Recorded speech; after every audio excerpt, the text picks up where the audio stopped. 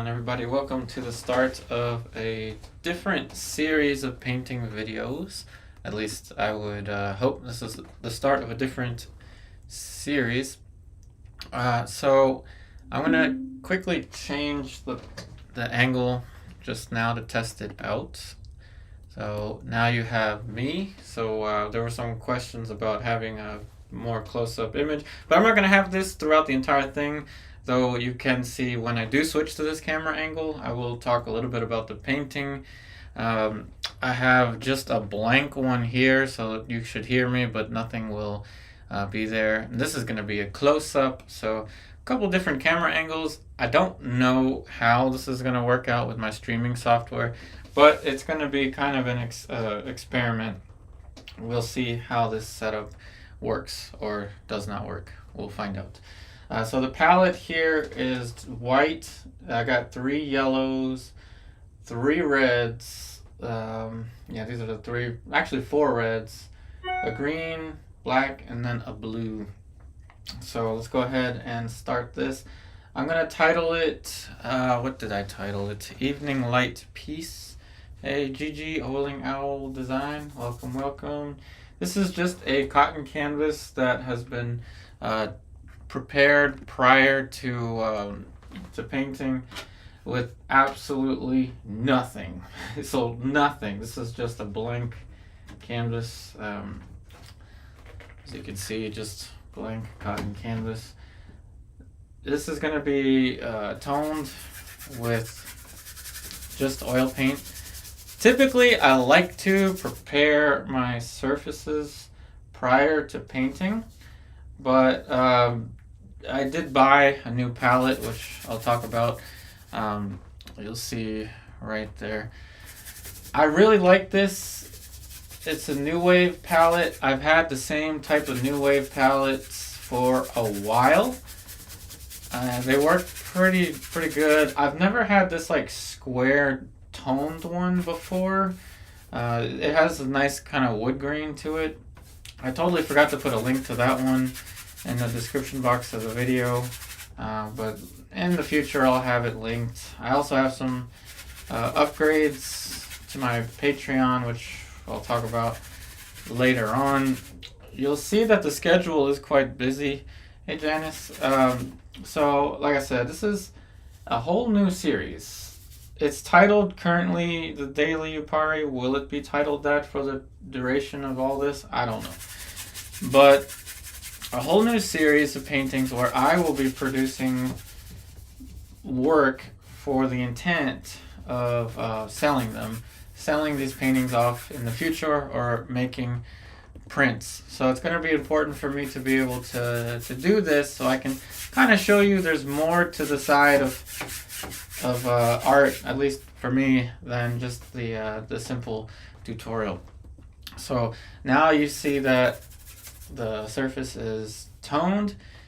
I don't have the reference. I know someone's going to ask in just a little bit where the reference is. There's a reason for that. Yeah, the internet's a little weird. I have some copyright-free images that I have used for previous paintings.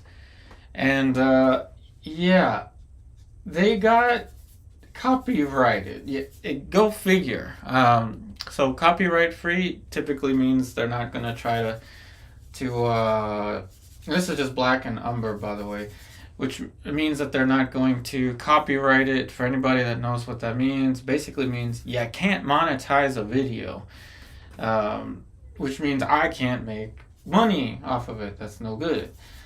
So go figure. They did the same thing with music. Some of the music that was not copyright got copyright. So I don't feel comfortable showing the reference. The reference is on either Unsplash or Pixabay, one of those. But I guess the creators of those images or whatever, they can change their license. I don't know, but I guess they did. Who knows why that happened? I'm not sure, but I'm not going to risk it anymore. So yes, it was for a portrait. Yeah, yeah, it is scary. It is scary. So I think that actually might be a reason why some of my videos didn't produce some money in the past. I don't know, whatever month or so. So anyway, this is a person's head. This is their shoulder. They're leaning. They're holding a fan. There's a window in this area right here. So they're holding a fan. This is their arm. This is their face. This is their right arm. This is their face. Shoulder. Their back is arched this way. I know it looks kind of rudimentary right now, but this is how I'm going to start it. This is the waist. This arm is kind of bowed out this way. This is the hand. There's a chair that they're leaning on, which is primarily a dark area on the canvas. And then this is their leg. Knee is going to be about there. There's a plant over here, so we'll paint that plant in a little bit. And that is pretty much okay for the placement. I'm glad you noticed that as well, Oling L Design. So I will not risk that anymore. There is no way I'm going to risk that anymore. By the way, I'm going to buy a bunch of black long sleeve shirts just so you don't have to notice me wearing different shirts throughout the streams. There is no way you should trust it anymore. I don't know what happened. Something happened, and I'm not going to say it's Unsplash. I'm not going to say it's Pexels. I'm not going to say it's whatever Pixabay. No, I'm not going to specify which ones they are because I'm not saying it's their fault. But I'm gonna say that something happened. I'm not sure exactly what happened. I don't care.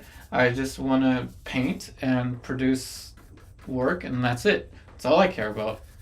I want to produce work for everyone to see.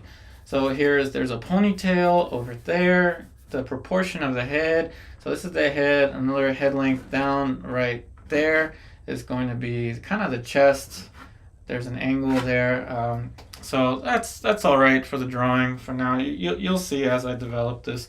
I have my brushes in a container of linseed oil, so you're going to see me start to take them out, clean the brush slightly.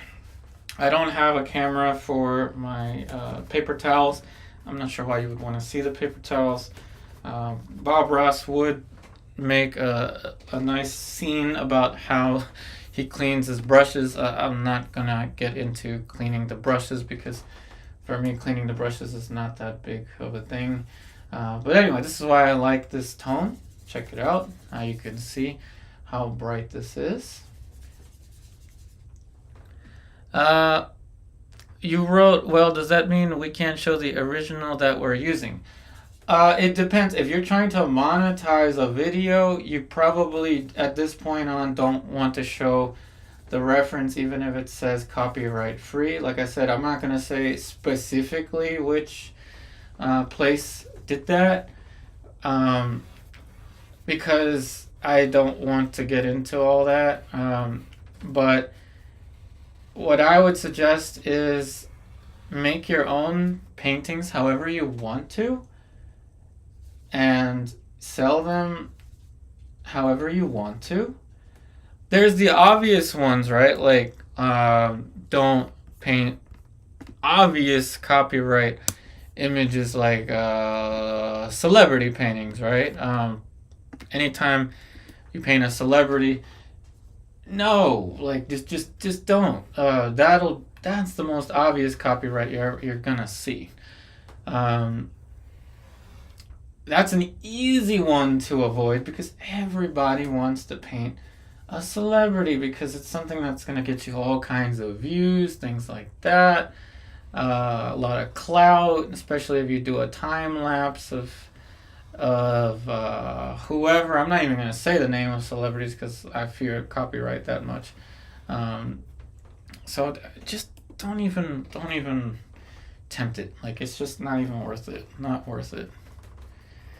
But this is more of an interactive camera angle. This is not so much let me teach you how to do this, but rather I'm going to be here close to every day, about 3 to 4 hours each day, except for when I have one-on-one Zooms. For example, Friday I have a one-on-one Zoom in the afternoon, so, or in the early evening, so I'm not going to do that long of a stream on Fridays. If you see what has been posted on my YouTube, you will now see that 1:30 p.m. Eastern Daylight Time is the time that you're going to see me on here. Most likely, your highest probability will be 1:30 p.m. Eastern Daylight Time. 1:30 p.m. Eastern Daylight Time. I don't even like the word Eastern Daylight Time. Now I'm going to get another brush out. I'm going to just call it DC time. Whatever time it is in DC, yeah, that's going to be the time that it'll be for you. Taking the brushes out of the linseed oil. Now this is the window. I'm going to use straight white to let it mix with what we have here. Now you see how I'm painting the window. These paintings are going to be stylized in such a way that I will be selling prints. I will be selling whatever products I can make out of this. This is a whole different series for you. Because let's face it, artists, we are really not the type that are just going to sit down and paint what you tell us to paint. At least I'm not. So I'm going to just kind of paint, and you'll see as it develops. I'll be using alla prima approach for pretty much everything. Hey Lady Death, welcome, welcome. I will use alla prima for all of it, oil paint for all of it. I like watercolor. I'm going to keep doing watercolor, but I'm going to let that be something I do on the side. I've got, well, close to 20 years, we'll say, close to 20 years experience with oil paint. So the saying is, if it ain't broke, don't fix it. Yeah. We're gonna keep that kind of mentality. If it ain't broke, don't fix it. Yeah. I'm gonna continue with oil paint. This is regular oil paint, not the water mixable. This palette is a new wave palette. I love oil painting palettes. I have a particular fascination with oil painting palettes. It's kind of similar to a pool cue for a pool player, or perhaps the favorite instrument of a musician. Something similar to that extent. This is a very interactive style painting experience for you. Like I said, I'll be changing camera angles somewhat frequently. Feel free to ask me any questions while I'm painting. Though the main purpose of this is not exclusively educational anymore.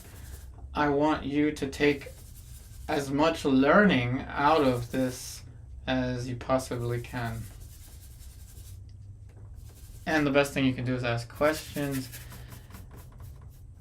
At the end of each one of these streams, I'm going to put in a greenish, this is a greenish orangey brown. As you see what I just mixed on the palette, you can see it quite clearly there.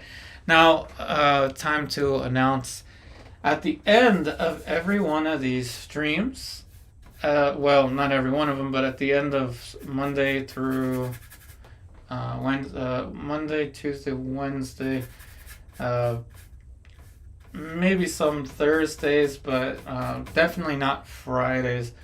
But at the end of certain streams, in particular Monday, Tuesday, Wednesday, you will be able to Zoom with me for 45 minutes after the stream if you want to. If you don't want to Zoom with me, that's okay. No offense taken. For 45 minutes, it is a continuation of my Patreon Zoom experience, and it's one of the tiers on my Patreon. It's $45 a month. I was thinking of, and I haven't fully clarified it yet, but I was thinking of just giving you an option to pay per Zoom if you want to. I know you may not want to join every single time, so I will create that option later on. Hey Libertas, welcome. Beanpot, hello. Hey, Jorge. Talking about a lot of stuff. I know. There's a lot of stuff going on. So, yeah. A lot of changes going on, but in a good direction. Jorge, basically, what I want to do is paint. Without any fear of copyright, which is why the reference is not here. I want to paint more often. I'm kind of extreme in the sense that I don't do anything really in a minor way. I do everything kind of in a major way. Now we're painting in the shadows.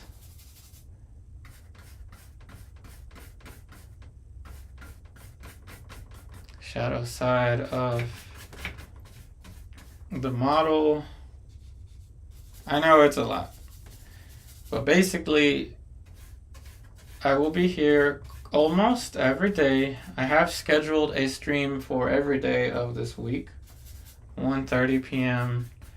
Eastern Daylight Time. Now obviously I'm human. There's doctor's appointments and things like that can get in the way, but I have scheduled.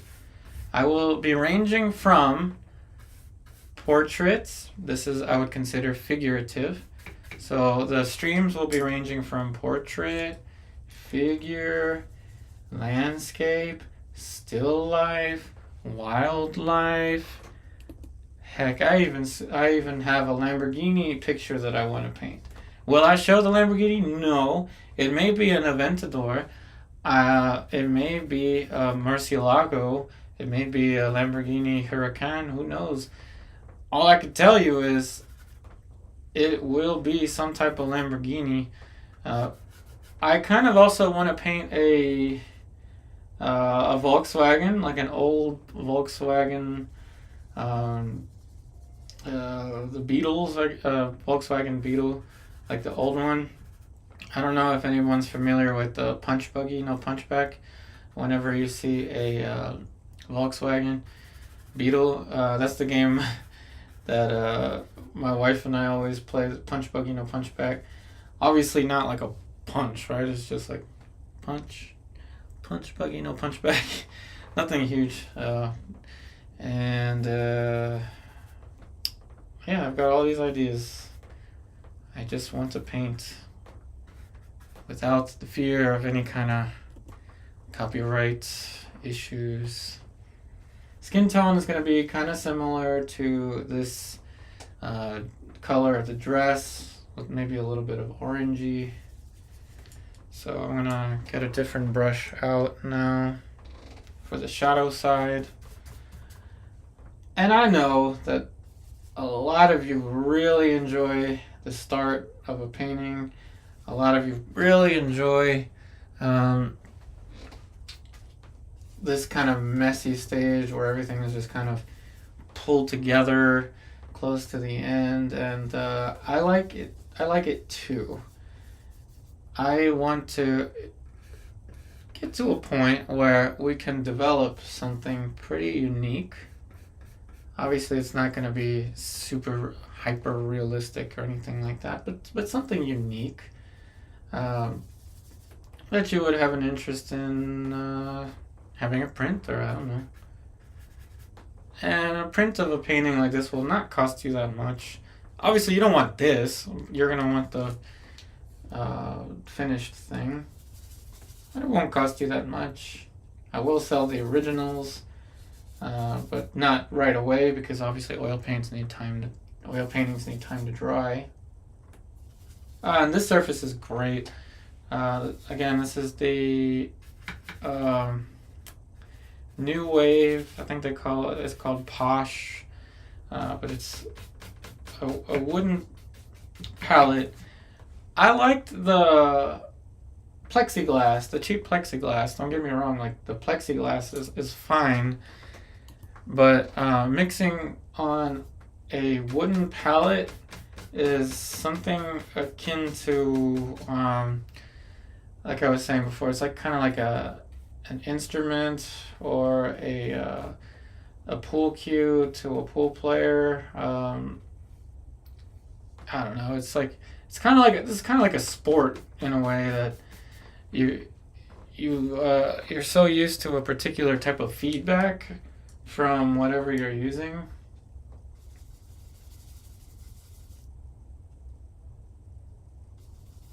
Now, obviously, this is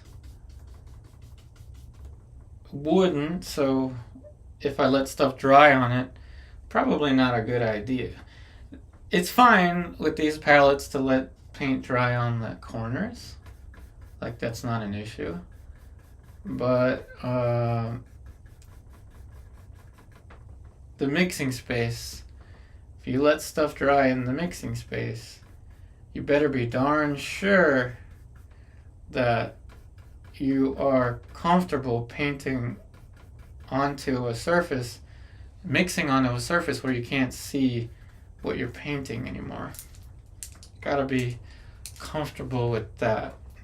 Now, one downside to keeping your brushes in the linseed oil is you get linseed oil everywhere. It's kind of annoying, but it's linseed oil. It's not like gonna be toxic for you. You obviously don't want to be licking your fingers while you're painting. Whatever you do, just don't buy the powder pigment. If you are in between studios, if you're gonna stay in a studio for a long time, that's fine. You can get the powdered pigment. I had a cadmium yellow powder pigment blow up in my trunk when I was moving, over the summer. It blew up in my trunk, and I cleaned it the best I could. But I finally finished cleaning it off. Now we're in the spring. Finally finished cleaning it off. It's a nuisance to clean that off. But if you're not going to be moving studios that frequently, you'll be fine. Just have caution whenever you mix your own pigments.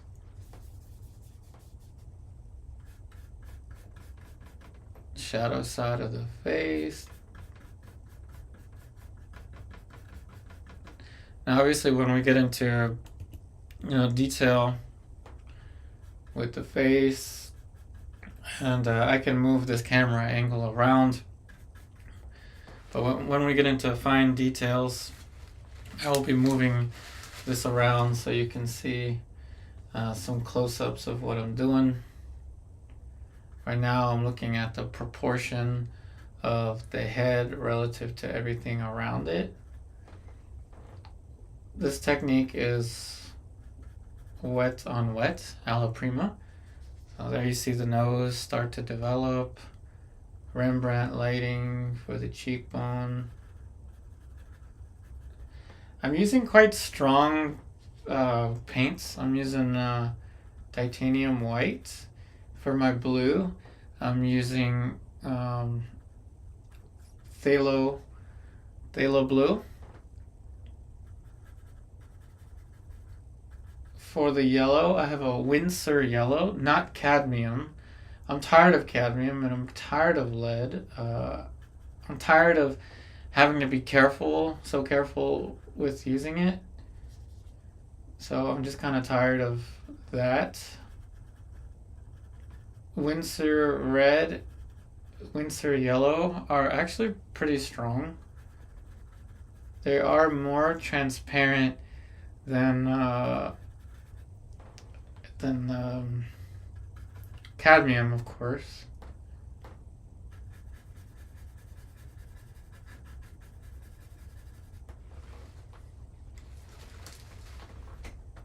Now let's move back to the palette angle so you can see what I'm doing. Again, 1:30 Eastern Daylight Time, or better yet, let's just say 1:30 whatever time it is in DC relative to you.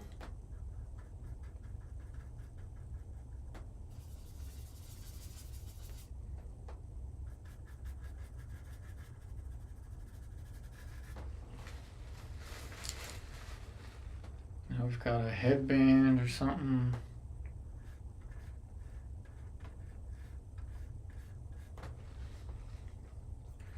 Something that she's wearing on her head. Now, I'm pretty certain that some of you that have been painting images from the copyright-free references, you're probably going to recognize the reference because they're kind of popular. However, this is obviously not going to have any risk of copyright, such that you do not show the picture, the original picture. I will edit a few things here and there because creativity. Okay, let's change. What brush do I want to use? Let's say this one. This is why I called this, what did I call this? Evening Light Piece. I'm going to start by selling prints and paintings and stuff on Etsy. Then eventually I will move to my own website. I'll start with Etsy though, because Etsy.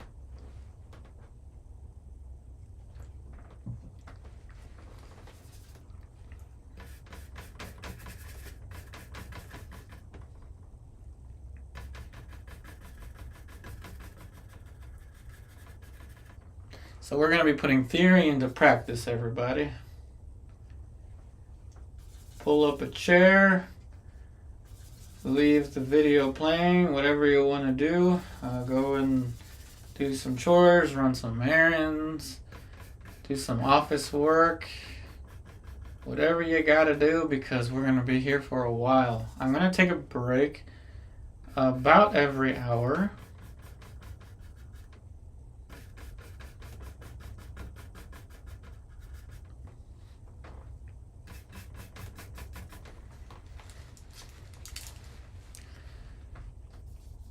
Now emphasize the hands a little more.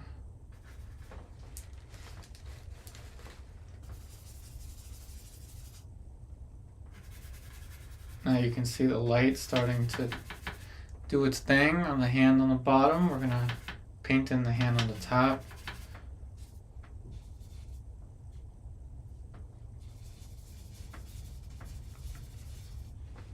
You want to be really used to the arrangement of colors on your palette. If you can, just leave the colors on the edge of your palette. This is kind of like a piano.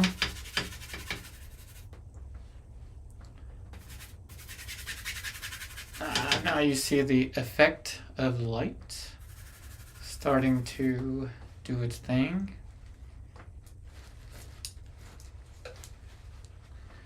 A little bit more blue. So we've got an emphasis on the abstract. This is why I like phthalo blue. It's a strong blue. It does its thing relatively easily. It's transparent, but it has very high tinting strength. So I don't have to work so hard with these mixtures.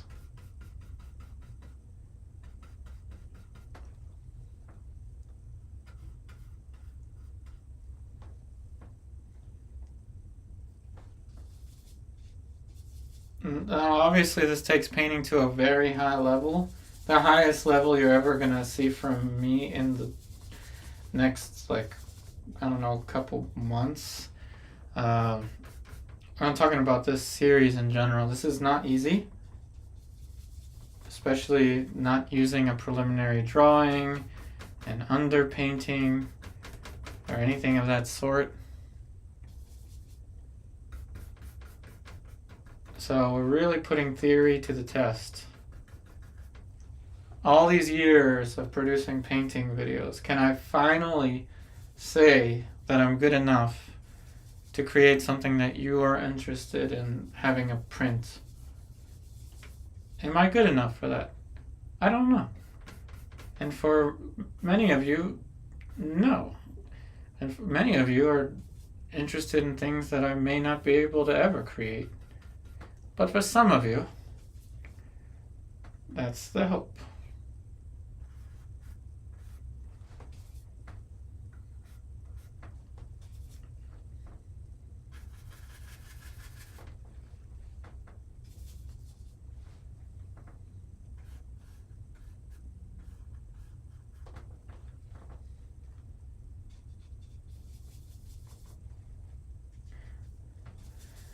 This blue is phthalo turquoise, or not phthalo turquoise. Honestly, what phthalo is this? I don't know, to be honest. Let me see. It's phthalo blue from Artist Loft.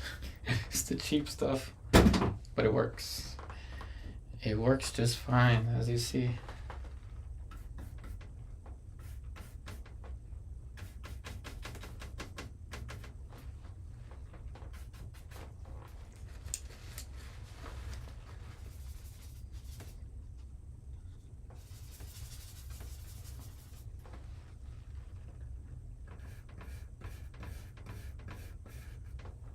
That's the form shadow of the hand.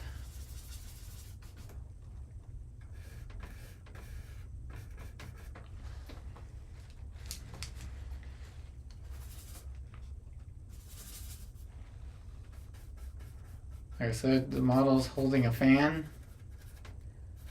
So we're going to have to paint the hand and the fan.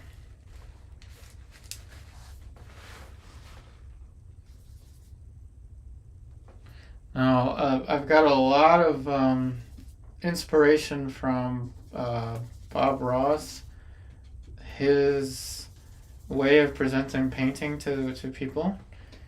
Now, I know that what he did was to show you what you can do, and he influenced a lot of people to produce landscape paintings, and as he would mention in his videos, people were able to start careers out of it.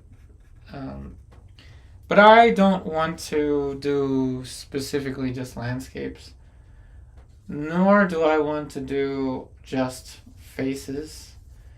I know that many of you follow me, many of you that do follow me for paintings of faces, because faces are, let's face it, pretty difficult.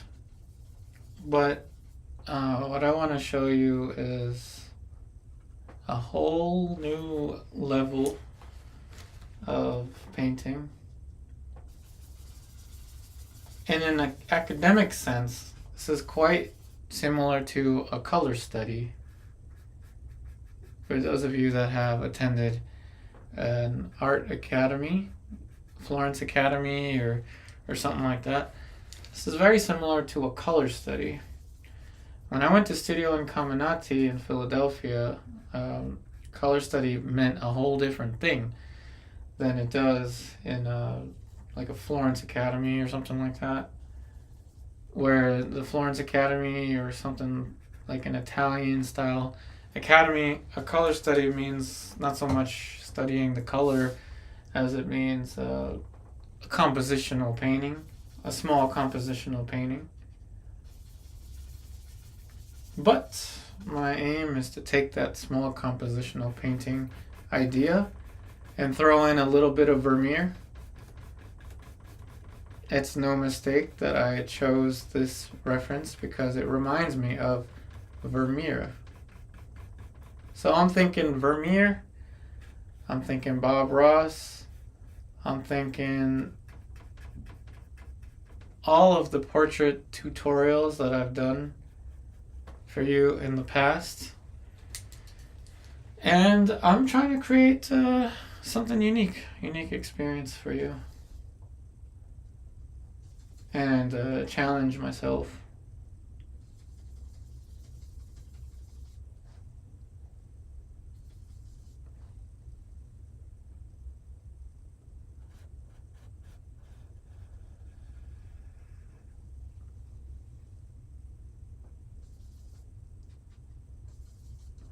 Now it looks kind of like a razor, but this is part of the composition.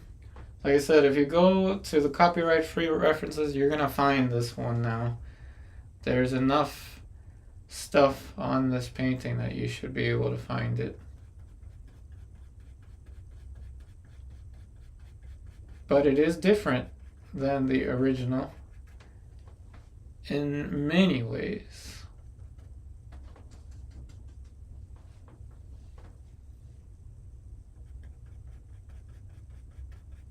Like I said, wet on wet painting.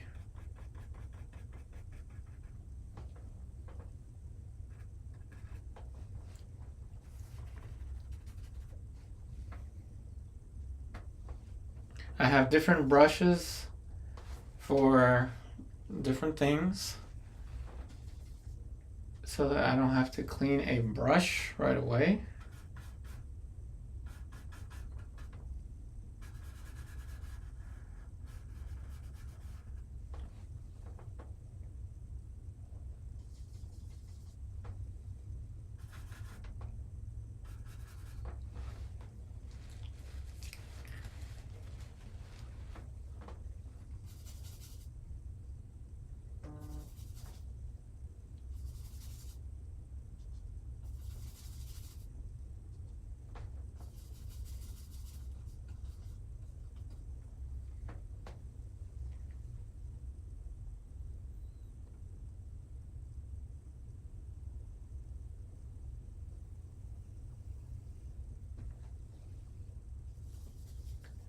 This makes me think a lot about Vermeer.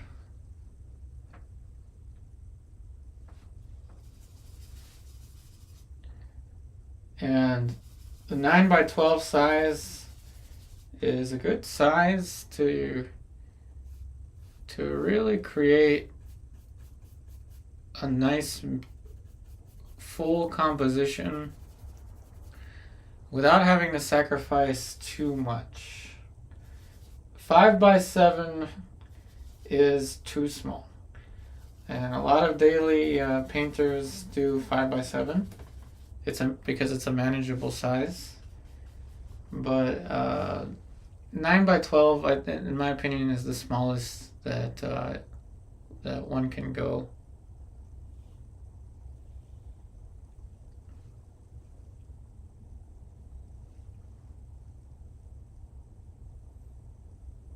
Hey, Grace.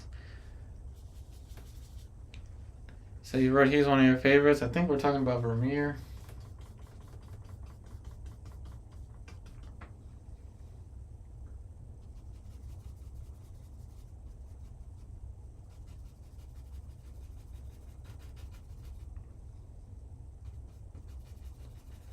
And it can't be Vermeer without still life. Figurative painting with still life involved. Oh yeah, we're gonna do a lot of classical looking still life paintings. Like I said, I got an owl as well that we're gonna paint, some horses, cars, cityscapes. Basically want to paint the world my way.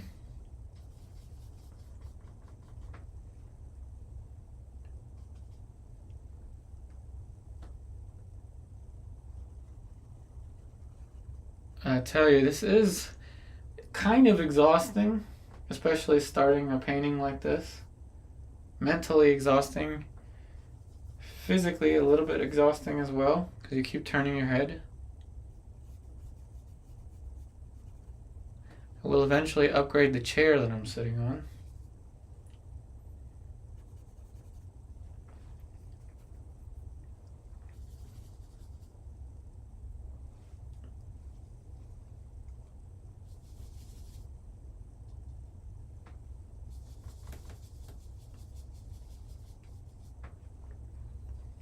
Now there is a planter or a flower pot down here.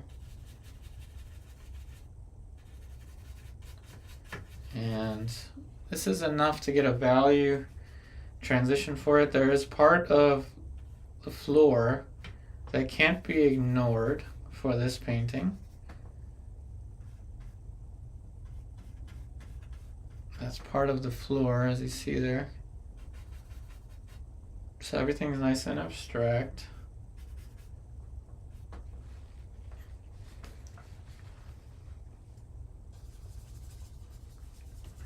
Floor is going to pick up some light.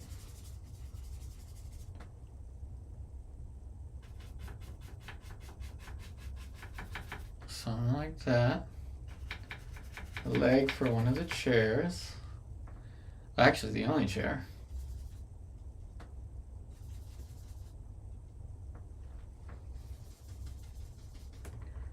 Armrest for the chair.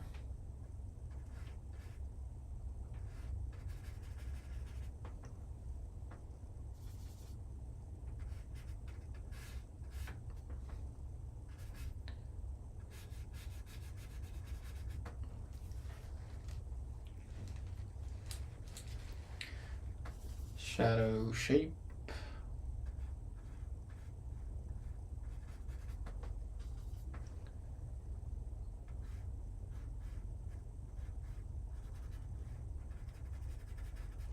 Leaning very much on the realm of the abstract.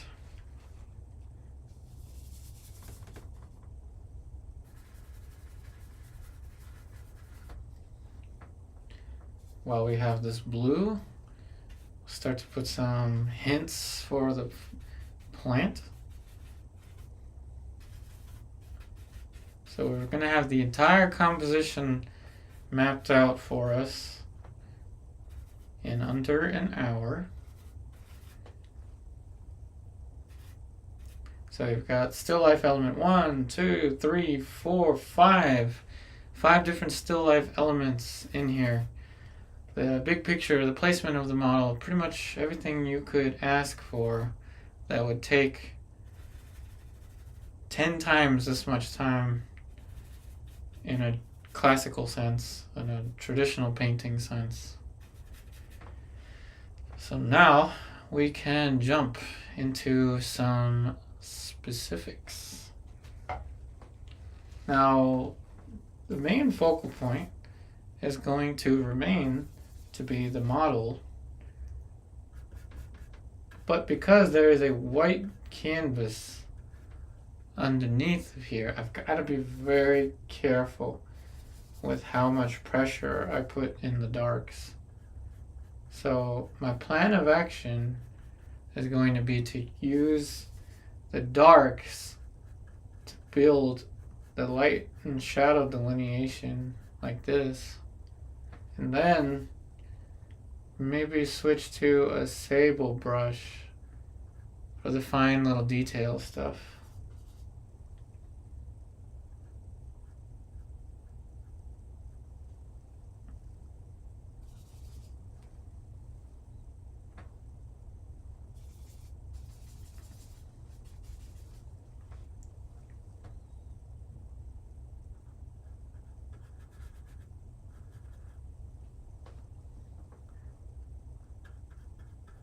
There's a tad bit more blue on this side of the shadow shape for the nose. Shadow shape for the mouth will be reddish. It's going to look very cartoon-like at first.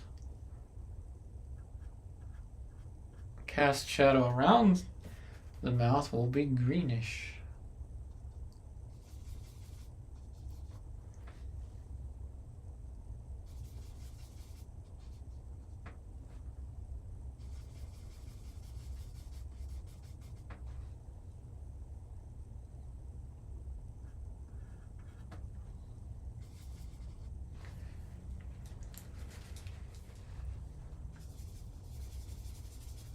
bluish light that's still yellow.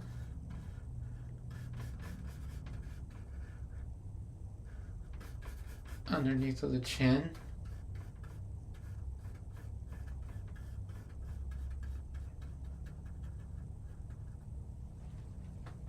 And then we're going to put the shadow back.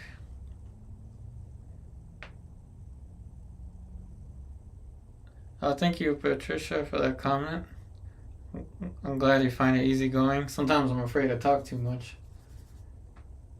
I'm glad you like that type of comment. A lot of respect for the old masters, the current masters as well. I consider Bob Ross to still be current.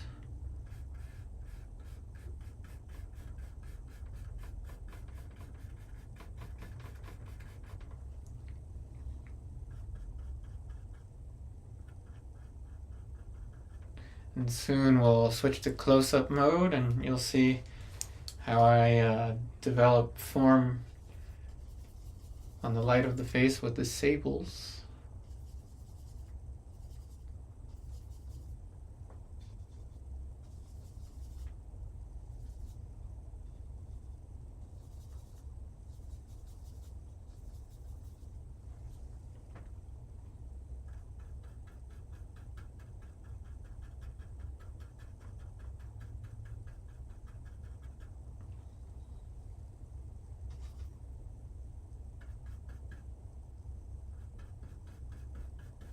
And this is a very delicate area of the painting. Some of the ear is going to show, and we're going to use some reflected light for that.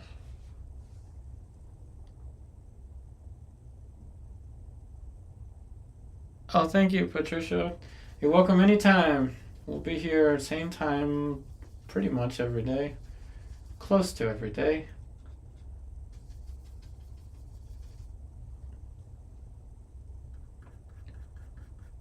I love Nelson Shank's work ethic. And the last time I spoke to Nelson Shank's wife, Leona, she said painting was like oxygen to him. He painted pretty much every day. Obviously not every day. We can't paint every single day. Sometimes life gets in the way and we're in the hospital or whatever happens, but every day that we can. Somebody that was known to be this way was Bouguereau.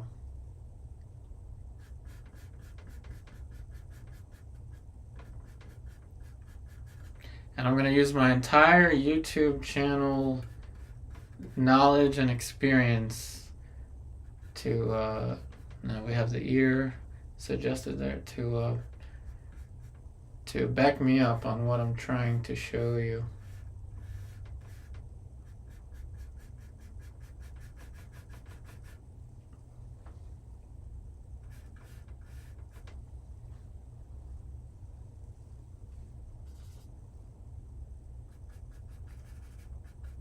Now, a little bit of light around the back side of the head, because everything that I would say in the past, and I'll use myself as a reference, is so if you have light on your face, whatever you put in the background here should be something in comparison to the light on your face.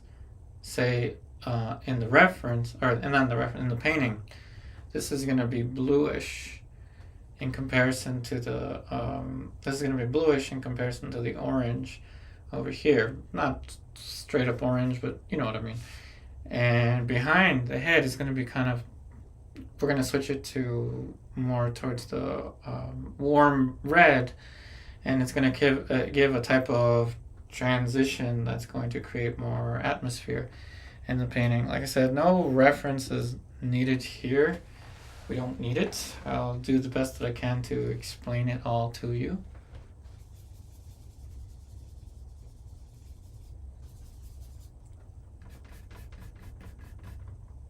And this is one of the things, different mixtures needed there. This is one of the things I admire the most about Nelson Shank. His paintings in particular is the use of color along with the realism in his paintings.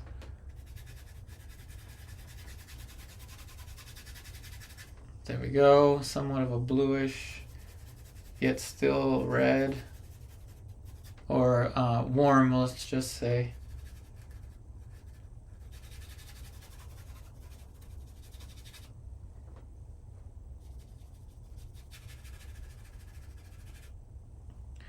Let's see, I got a slight error on my YouTube software. So let me know if anything cuts off or sounds weird. Alright, now we're going to put that orangey color. This is about as, let's switch brushes here. This is about as powerful as you'll see the red. It's not very strong. But we're painting alla prima, so everything here is wet.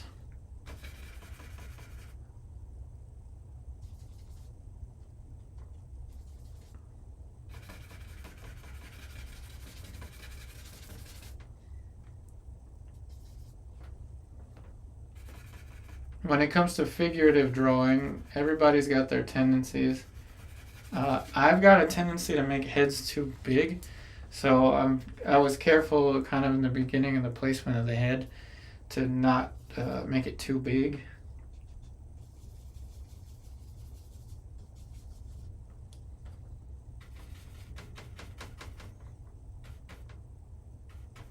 Looking at the negative shape here, this has to get slightly taller, which would make sense that the chair would be a little bit higher up.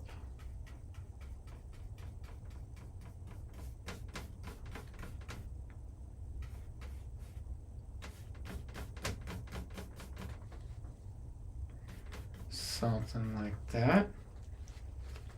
Now she's leaning even more.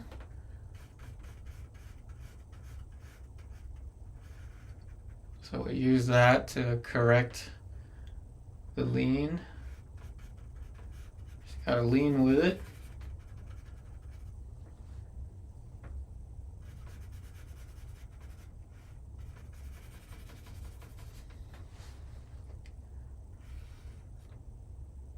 Edge of the chair, just there.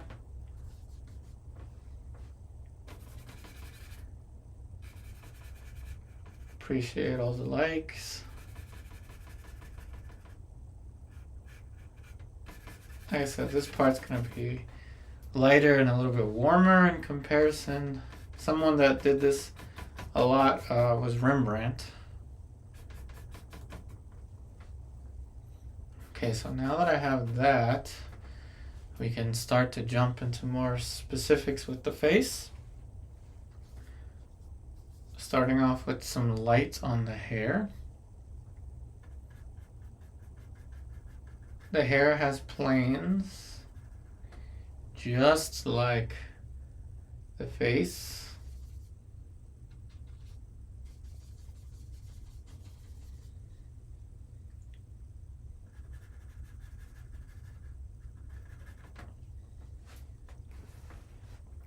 So take this time to ask if anyone likes what we're doing here and you're not subscribed to the YouTube channel. If you don't mind doing so, it would be great. YouTube will notify you if you turn on notifications when we go live. It'll also help promote the videos a little bit more. So it's basically a free way that a free method to supporting the channel.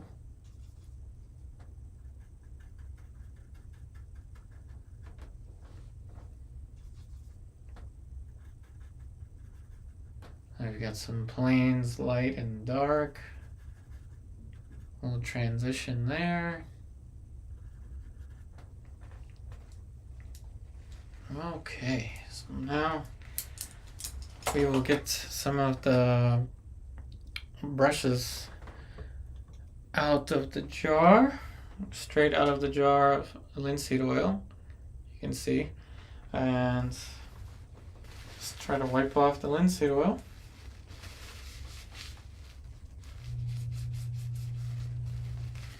And these sables are ready to go.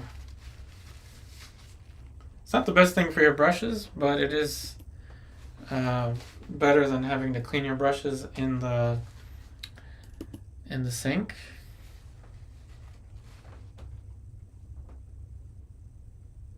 Oh, I'm glad the notification worked for you, Grace. Okay, so now we'll go with some structure. And let's take some of the background and throw it into the face.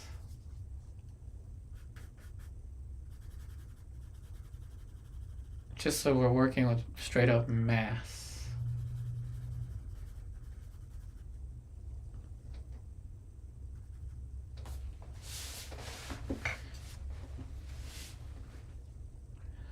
This is great for me because I can be this close to the painting, which I usually can't be, but this setup actually kind of works because I can be close without my big head blocking the scene. Alright, so let's put the light for the filter first.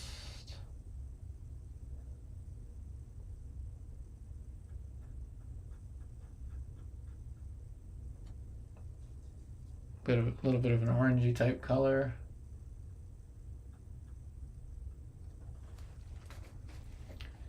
The background will lift slightly.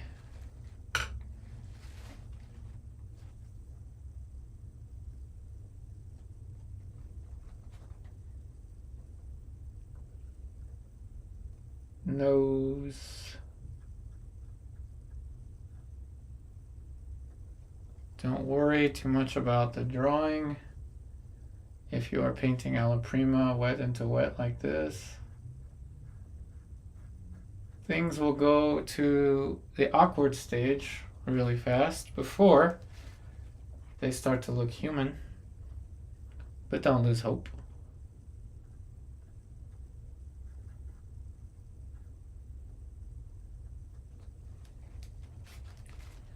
It's really easy to push these shapes around.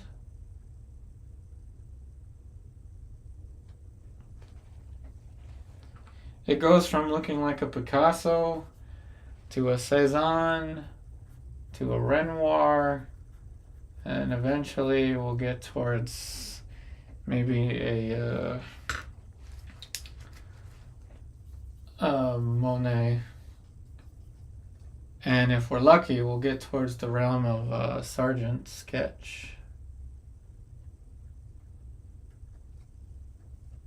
Obviously, in the awkward stage, things like the angle for the nose, as you see there, is going to be really awkward. Forehead. Okay.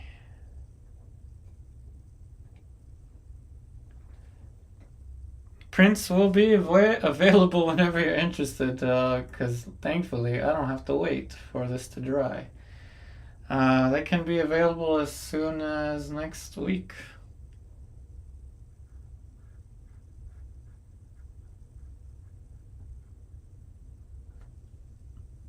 Now always look at the painting from a distance. From a distance you can see the awkward stage is not so bad, but you can see that the painting looks different from a distance. From a distance, it looks different. So don't get too caught up with the way it looks up close.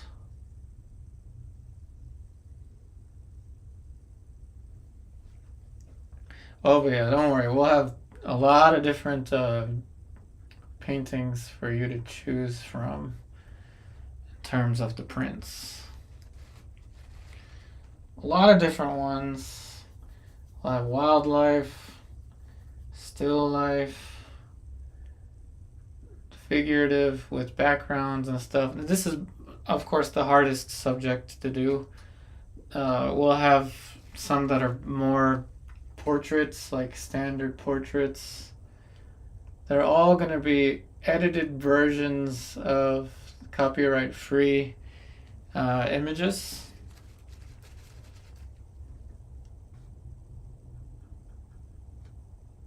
Okay, so we're at just about an hour, but I'm not going to take a break yet. I don't want to walk away from the painting at this stage.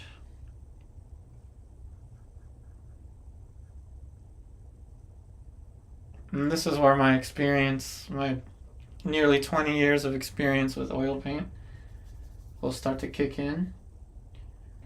I know that I can push these shapes around kind of like clay.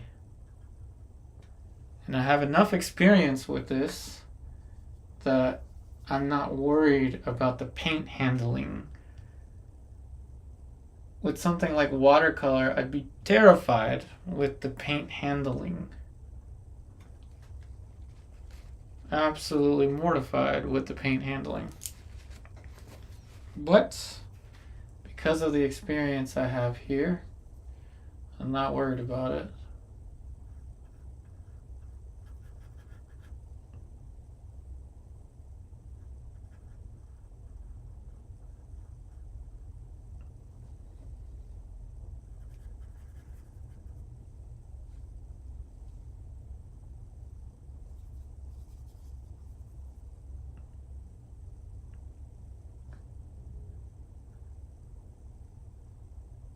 There's more of the blue for the background there. Let's see, question from, not sure to pronounce your name, Maitha. Yeah, I have online classes, so let me change it over there. So I have online classes on my Patreon, which are $10 a month. So let me explain it to anybody that's curious about how that works. Those are a series of pre-recorded videos. Those are all projects that have been completed years ago, but they are all ranging from beginner to advanced. Most of them are portrait. Some of them have shoulders and hands and things like that. There are some side projects that are like figure drawing, figure painting, black and white. Those are all pre-recorded videos arranged in playlists. I also have let's change it back to the close-up. A new feature, not too new, but it's new relative to today at least. If you want to talk with me, chat with me on Zoom after every stream ends, not every stream, but Mondays through Wednesdays, let's say, we can Zoom for 45 minutes. You can ask me questions. But when it comes to learning progressively from beginner to advanced, I do have that option in the form of pre-recorded videos for people to take at their own pace. And yes, they're all mainly portrait and figurative. It is my belief that portrait and figure, because they are it is the most difficult thing to learn. If you can paint a decent portrait, you can paint anything. And it's not just me that says that. Pretty much all portrait painters will tell you that.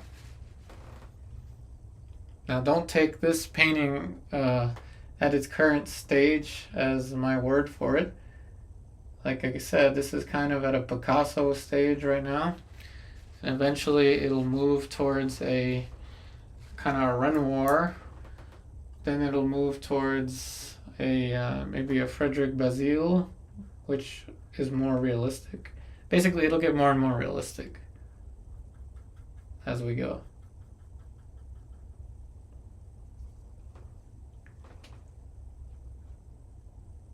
One with critiques, chats, and stuff like that. Yep. So the classes have a feedback video option. So as you complete the projects, you can send your progress to me, and I will give you feedback in terms of another pre-recorded video, if that's what you mean. That's the feedback that you get for the $10 a month. And of course, with the 45-minute Zoom, that's another way. If you have something you want me to look at or give you advice. I also have a one-on-one Zoom, a private Zoom, that is once a month. It's kind of the most expensive option. It's once a month at $95. I had to change it to that because times are kind of tough. However, the pre-recorded videos in conjunction with the feedback video, and if you're interested in the Zoom after each stream, I think should probably be the best of both worlds. Hopefully that answers your question a little bit. Now from a distance, you can see it's starting to take shape.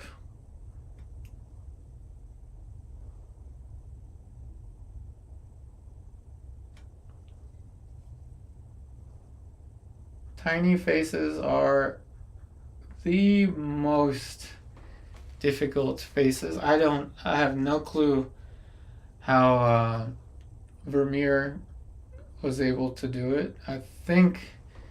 I speculate that he relied quite heavily on his underpainting technique, which we don't have. We're not using an underpainting technique.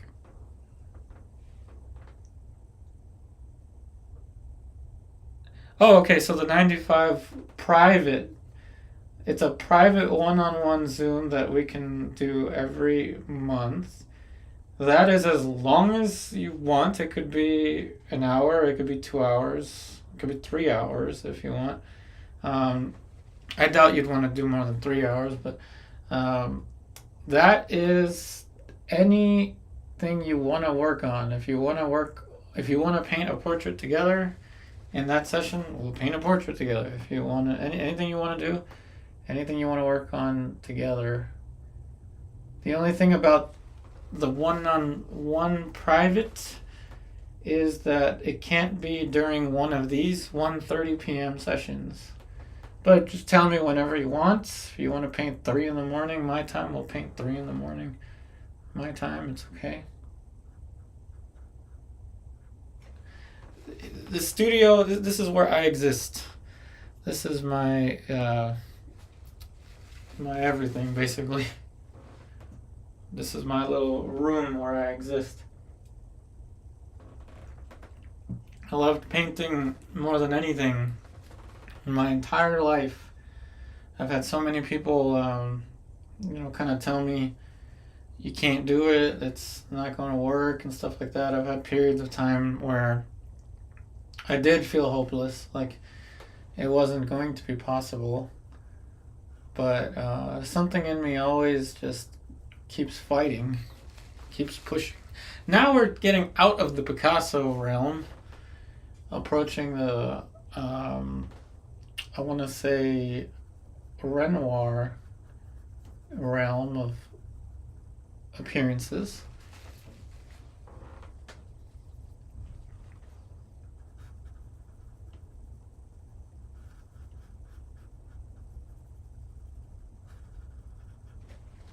There you go. Now it's starting to look like a face. This part scared me a little bit. It kind of looked like it got punched in the face, and it was just too drastic of a plane change. but we've got it. Now we're 1 hour 10 minutes, so we'll take a break very soon.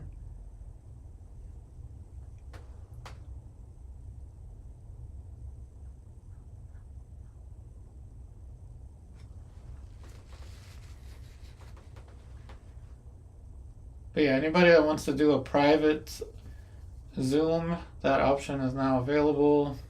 It's $95 a month. You get one private Zoom whenever you want, as long as it's not during one of these streams.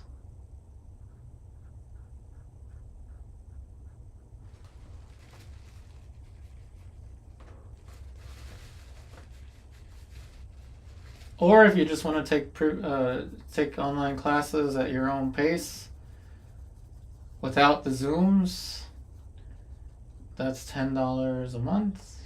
I have not changed that price.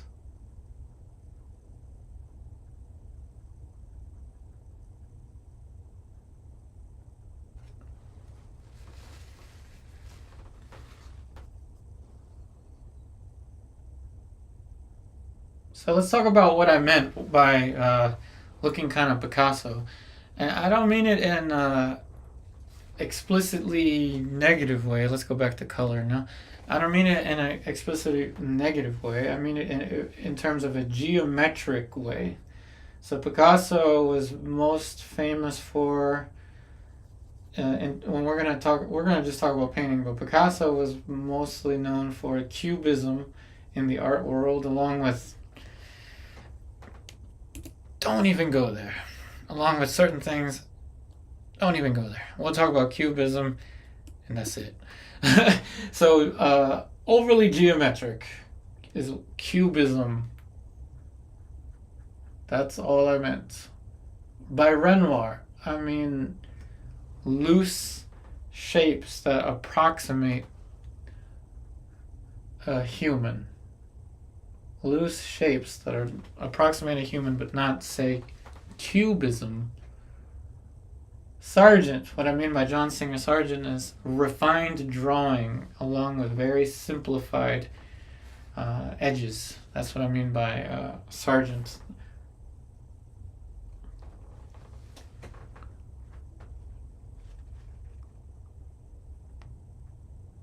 Yeah, you can email me, you can message me on the Patreon Messenger, you can tell me on the YouTube chat if you're like, let's meet tomorrow at 10 a.m. or tomorrow at 8 p.m. Anytime that's not during these Zooms, we can do that. It's a very flexible schedule. I've got... Listen to me when I tell you this, everybody. I got nothing else that I'm going to be doing these days other than painting. Literally nothing. I used to play a lot of pool, and I will still play pool once in a while.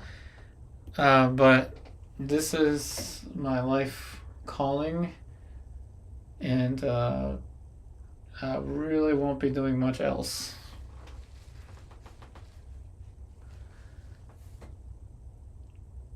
Giselle wrote, at a dealership 32 miles from where your car died. Holy moly. That's not good. Nasty winter mess. Yikes. I hope it wasn't an accident. Hope you're okay.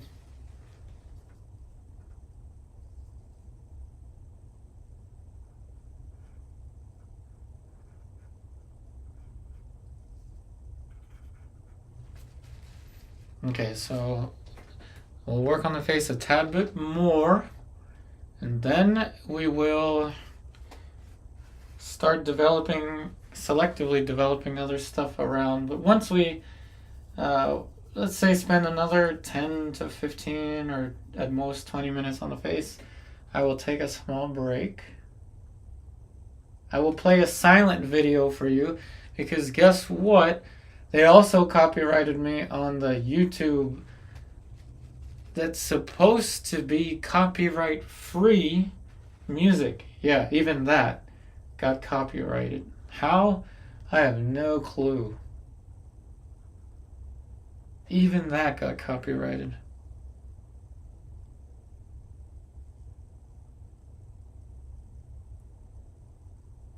I'm glad it wasn't a crash.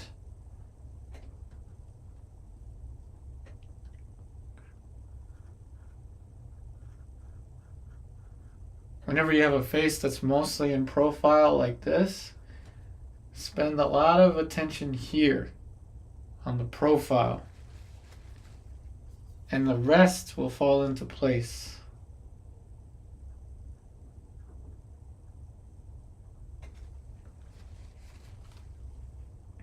Now we're leaving the Renoir phase, at least I think. Going into the realm of the Sargent, which means there's more drawing. I don't mean in any negative way. When I mention Renoir, Frederic Basile, Sargent, any of them, I don't mean anything negative. I just mean they had different things to offer in their paintings. Yeah, hopefully everyone's okay out there.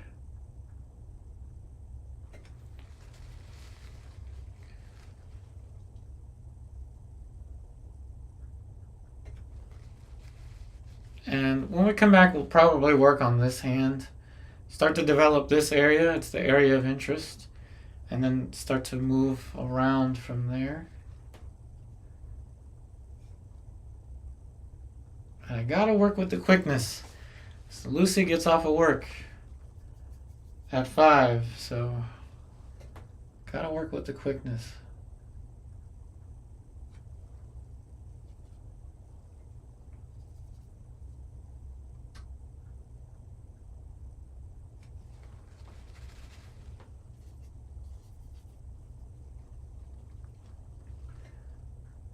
We're refining the shadow shapes. This is a very Sargent kind of thing. John Singer Sargent, if you're not familiar with, is, I would say, mostly known for his unfinished looking paintings that look extremely finished from a distance. So that's what he's really famous for. However, I credit Sargent to be Sargent because of his drawing and his use of color and values. That's what we're doing there, drawing. But you see from a distance, that looks fine, right? It's okay. You get close and you're like, oh my God, what happened to her face? So that's, the key takeaway here.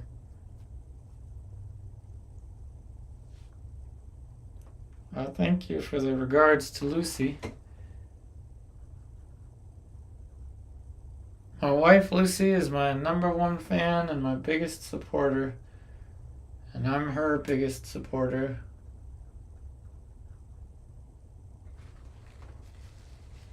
I'm going to be painting a lot more these days to support her. Support Hugo, my Shiba Inu. Which, there'll be some videos on him on my Patreon, by the way. My Shiba Inu. He's good.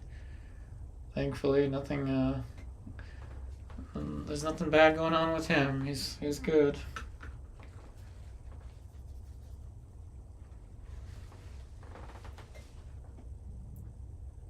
Okay, so that's good for the face. Now I can start to work on the neck.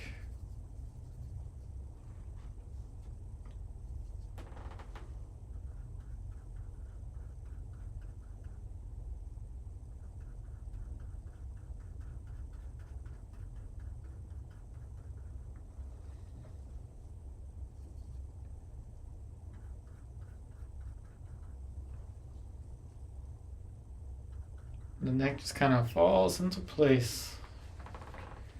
Now from a distance, it all seems to be just fine. Go back to the palette. You can see how the face, hopefully, is not too far off. Angle this down, perfect.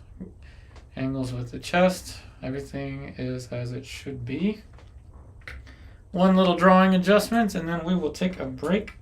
I will play some footage of a Patreon painting, Patreon project, one of the advanced ones. It'll be silent because copyright again. Even though they say that you can use it anytime you want without worry of copyright, they still get you somehow.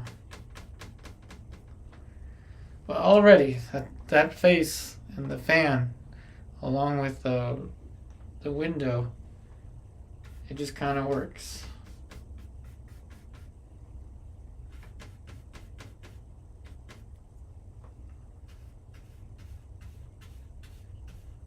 And that is the magic, really, of working with masks. These things happen quite fast. The edge of the chair. Hey, Mark L. I'd hate to take a break as soon as you join, but I am going to have to take a break. The edge of the chair. Got you at the edge of your seat. There's the edge of the chair.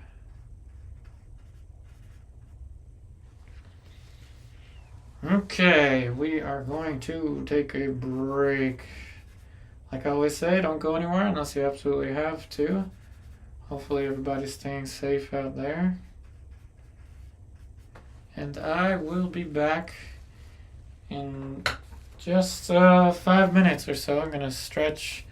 It's very important that you are aware when you're painting the angle of your neck. Make sure you're sitting up straight. As you see, I've been painting for many years, so I know that how to stay up straight. Don't hunch over. Always have the canvas at eye level or slightly above. My eye level is right here. It's above. My eye level is right here. The painting is above eye level. So this keeps my back straight. Anyway, I'm going to take a quick break. I will be back in a couple minutes, 5 minutes or so. Don't go anywhere unless you absolutely have to. I'll be right back.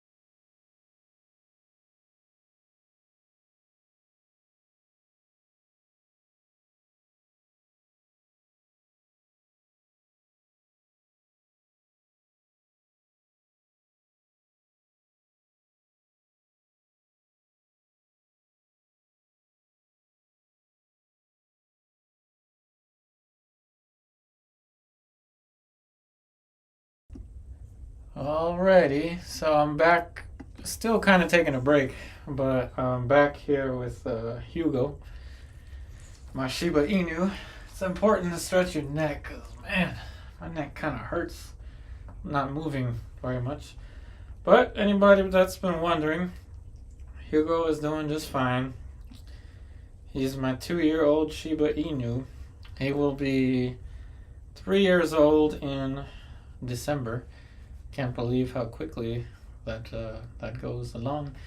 But yeah, so let's talk about what we're gonna do now in the next hour or so before my next break. So I'm going to start to pick different parts of the painting to develop. Probably the hand, then move towards this hand, then move towards the other hand, because the emphasis is going to be on the model.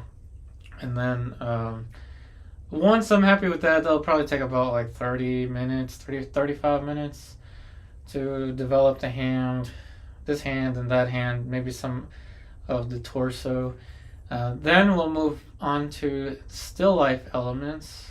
And after developing the still life elements, then we'll move towards basically just defining like the whole big picture, like maybe putting a little band of light up there, defining more of the little light here, dark down here, things like that, if we have time for that. So anyway, this is my Shiba Inu Hugo. He'll show up every once in a while to say hello, but I cannot keep him in the room because oil painting stuff is kind of a thing.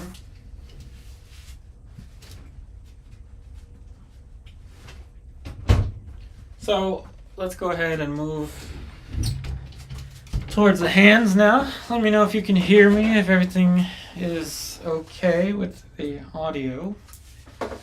Let's mix some, let's see, background. And this is, I guess, now going to have to be a little bit thicker.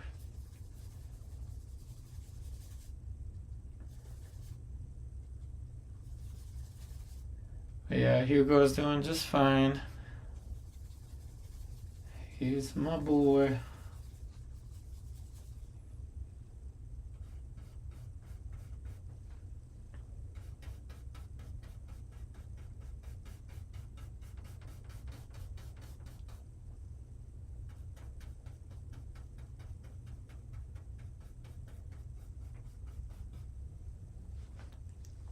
The audio is working all right. That's good. Thank you. Thank you.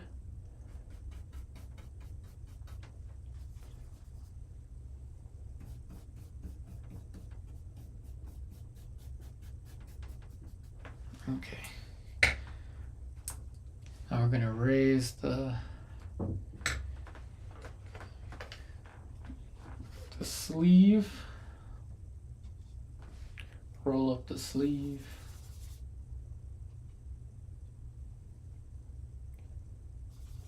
Hopefully nobody here is afraid of dogs. And if you are, let me know.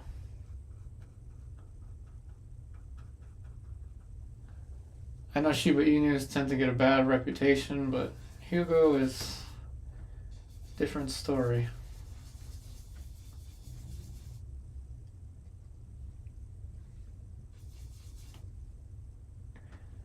More of that bluish color.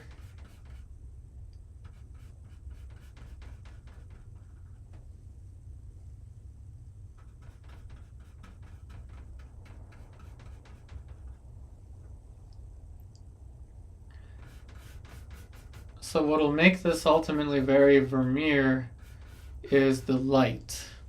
Vermeer is very, very famous for his usage of value to create the effect of light. If we can combine Vermeer's usage of value to convey light and Nelson Shank's ability to use color to define light, we're going to be in a pretty good place in terms of the effect that we get from the painting. And then maybe somebody will want to buy a print.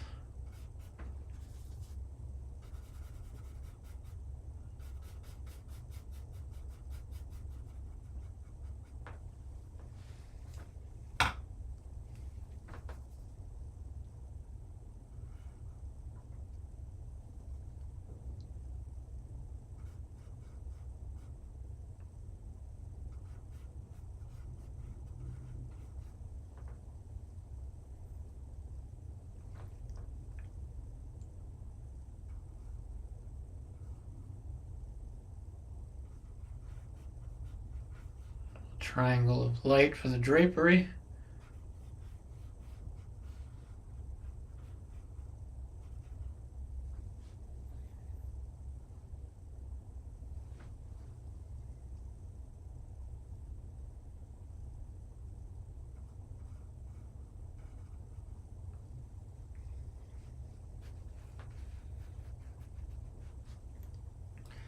Okay, now shadow color. It's going to be a little bit thicker.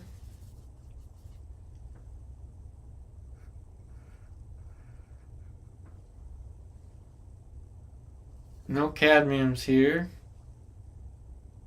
This is raw sienna with Winsor red.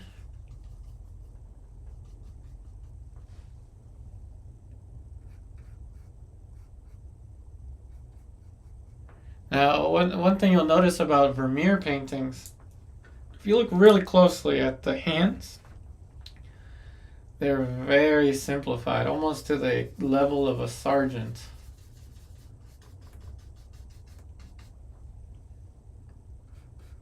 But what's important is the drawing, the light and shadow. So we're going to spend an extra amount of time with the drawing,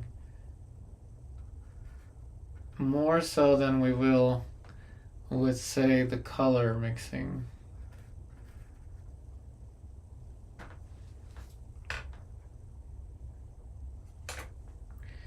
The prints, will they be numbered? Yes, they'll be numbered and signed. Now, in terms of the version 1, 2, 3, 4, 5 glisse prints and things like that, I haven't worked out the details, but they will all be signed and printed. Item number will be printed. You know, like to keep track of sales and stuff.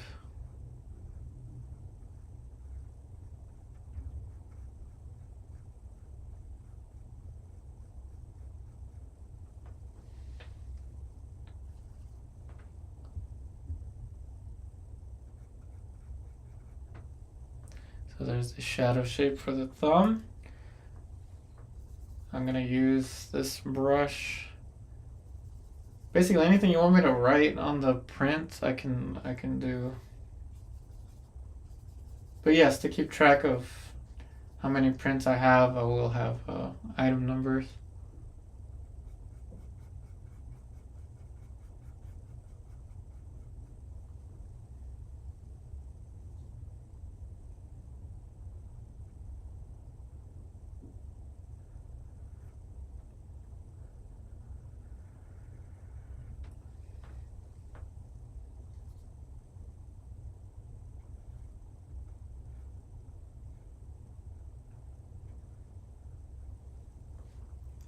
It's kind of the same thing if you buy anything custom. There's gonna be a number on it. My handheld wooden palette has a number on it as well. Okay, light and shadow. Getting a little bit more specific now. I'm gonna take a different sable brush out. Now we're gonna have 3 sable brushes.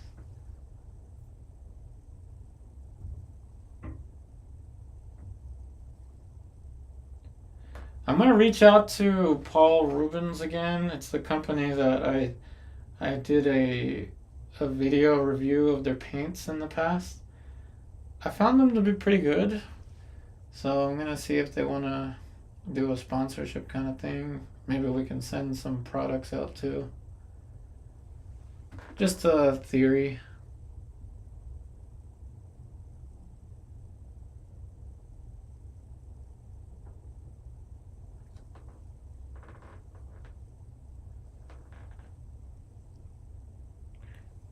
Hey, Mark L.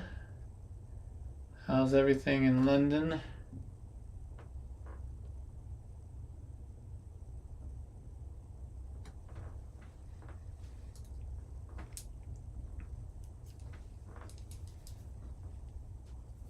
Thanks for all the likes, everybody. We're at 21.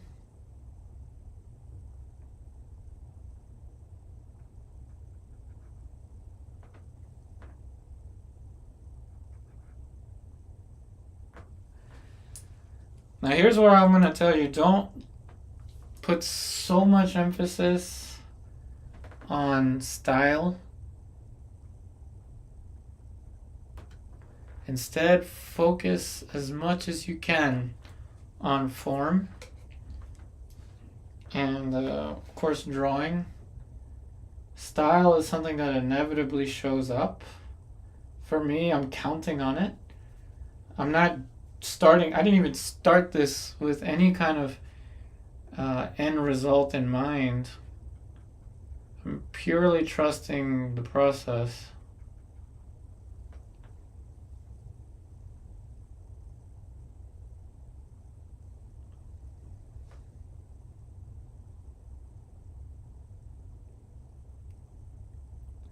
No worries, Gigi. We'll be here same time tomorrow. We'll be here all week. All week. Spent the day painting. Oh, awesome. Oh, sorry, it didn't go so well. We all have those days. We do.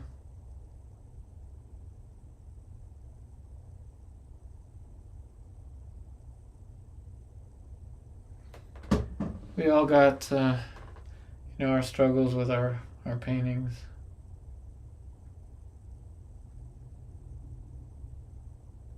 The very fact that you see me here painting, starting a different series, Mark and everybody, shows you that I'm not content with the way that I have been painting for the past nearly 20 years. I'm always pushing the envelope, so to speak. I'm always pushing to try to do something new. I'm always pushing. I've never done anything like this before. And I've done a lot of paintings that I've spent. There was one time I spent 2 years on a painting, not just not every day, but like just took me 2 years to say the painting is finished. And it all doesn't really add up to much of anything. Competitions are so difficult, especially if you don't have a big name in the gallery art world. So I don't really get into many, like Portrait Society of America or Oil Painters of America kind of things, right? So I constantly have to like reinvent how I want to do what I'm doing. That's pretty good for that hand. It's simplified. Obviously close up it's going to look way different. As you see, close up it looks pretty much still abstract. Now you can see the thumb area is right here. Make sure that you always have the palm showing. As long as the palm is there, you can have a lot of specificity in the distance. See there, palm, fingers. Individual fingers can be delineated with just a brush stroke to show the difference between certain planes like that. And then from a distance, you can see that it'll read just fine.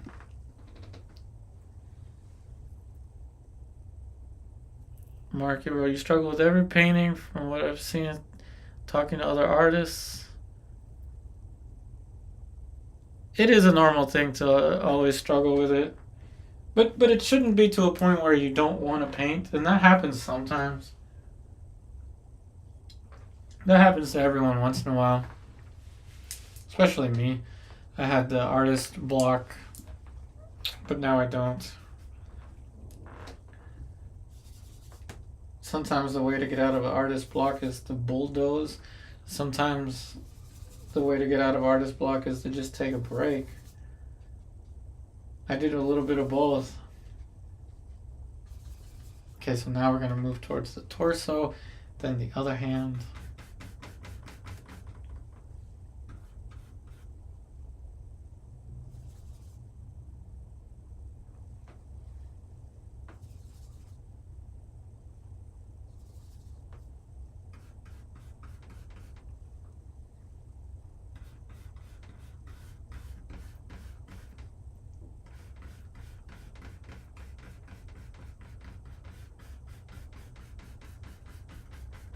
So this is where the value is going to have to get really, really specific now.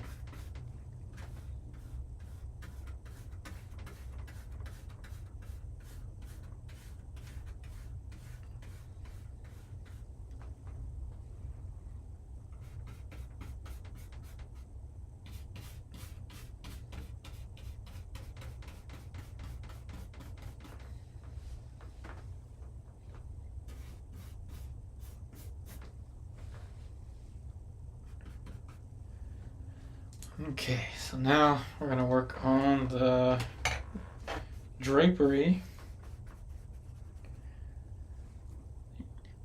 So Gigi wrote, one of your college professors, every artist would say every artist has a certain number of bad paintings in them. So they get to do is keep painting to get through the bad ones until the good ones come. That makes sense. I was once told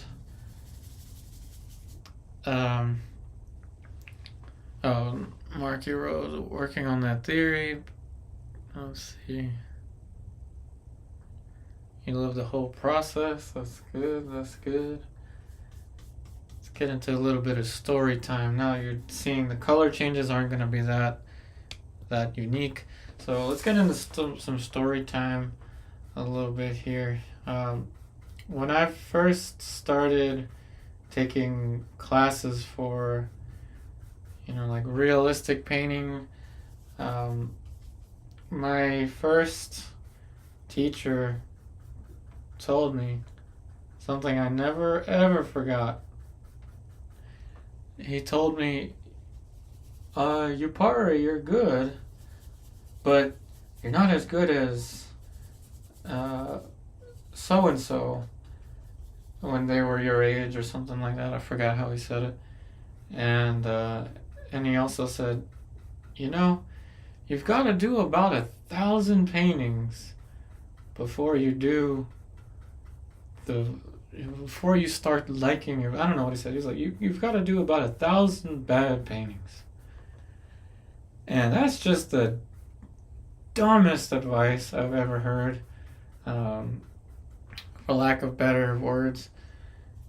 If you have the right guidance to someone, if you're guided through a process, like for example, in the Florence Academy, like Angel Academy, or whatever, like those academic art schools, you do bark drawings. You spend a long time on those drawings. You do drawings from plaster casts after that. So it's a very progressive system where you work from live, or you're working from Incominati, from the live modeled studio in Incominati where I went.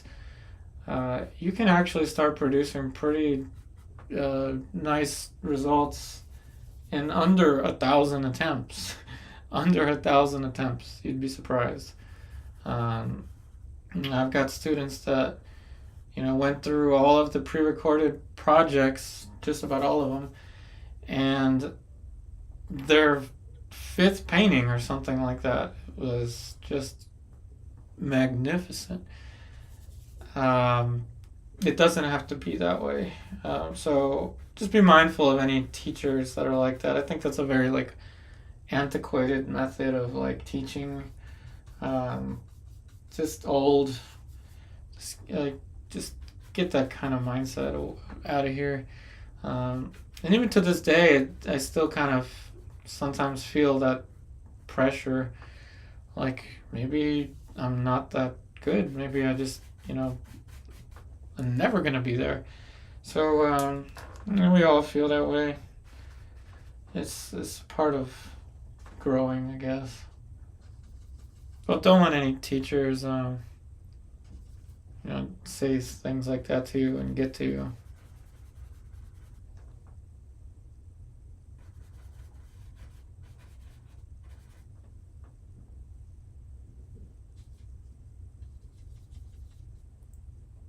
I've got to say, I've had probably a better time. I had a better time with my first pool instructor than I had with my first painting instructor. Because, I was never really told, like, you gotta do 1,000 bad whatever. But it's true. I mean, in a sport like pool, yeah, it's kind of a thing. But in painting, it's not. Like, you can actually get to a pretty high level relatively fast, following a more procedural approach. But then, moving on from there, yeah, that's like when it starts to get more difficult. Once creativity becomes a thing, yeah, it's tough to let go of what we've been told to do and figure out what we want to do unique uh, to ourselves, and that can get to be really difficult. But that's story time. Now we'll go back to the painting, and that's all right. I'm gonna move the knee out a little more. I think it's her knees turned in a little bit that way, which is foreshortening it in the picture. But I'll make it a tad bit longer just because I think it should be.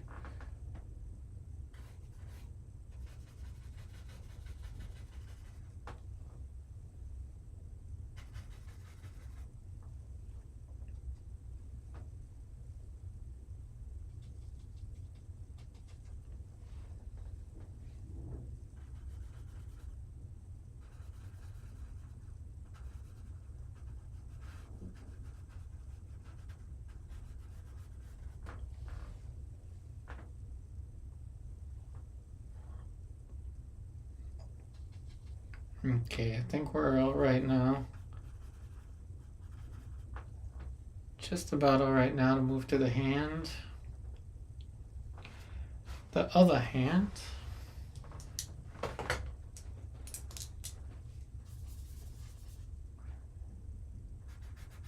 So the way I'm going to paint the structure on this hand is to paint the dark and then lift, well not lift, but raise the value with the sable brush.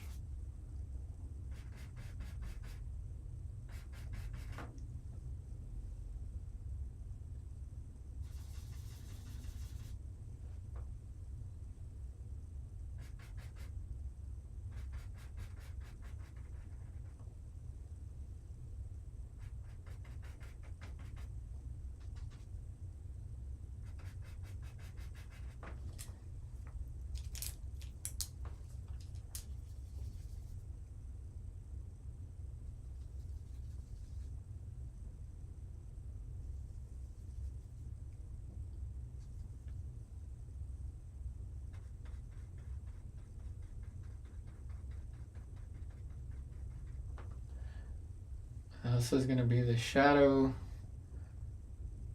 shape. And I could use a cadmium. I guess this is not as bright. This Winsor red. I know that Winsor Newton sells a cadmium-free color. I haven't tried it yet.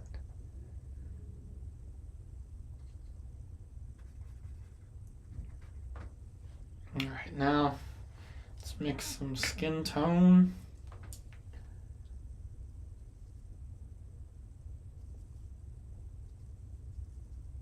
These are long videos, so go ahead, just keep this playing when you're cooking, cleaning, doing office work, anything you're up to. Feel free to just let this play on the side.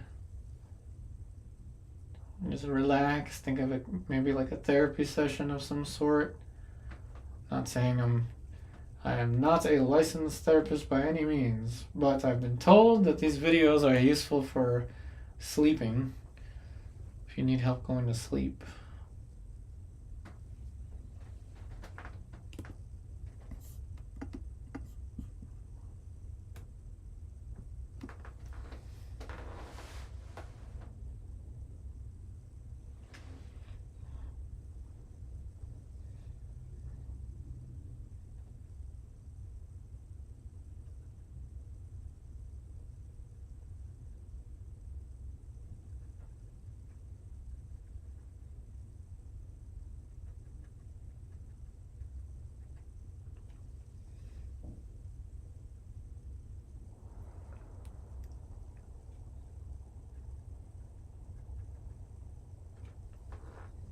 Like I said, this is some next level stuff in the sense that there's hands, there's still life, there's a face. It's challenging stuff.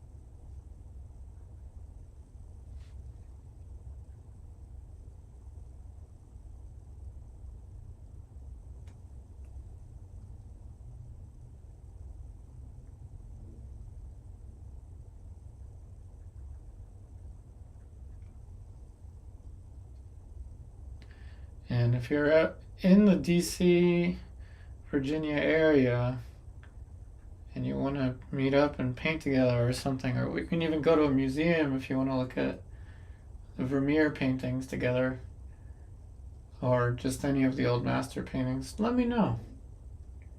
We can go together to the museums.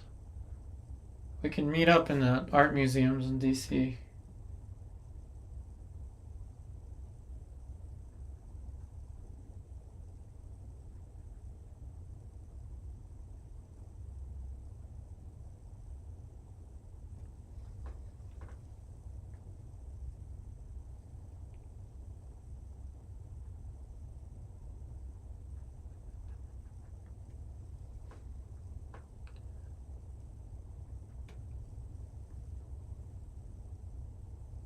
Yeah, I'd definitely love to hear from you. Or if you know you're going to take a trip to the DC area, let me know. If you want to meet up and go to the National Gallery of Art together.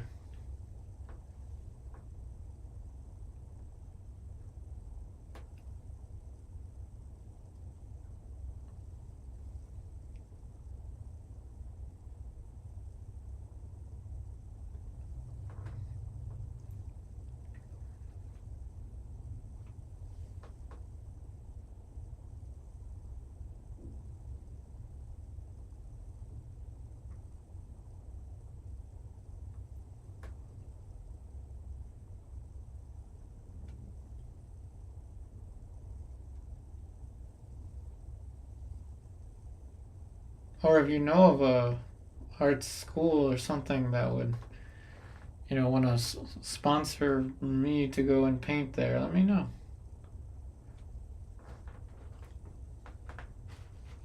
I don't mind traveling.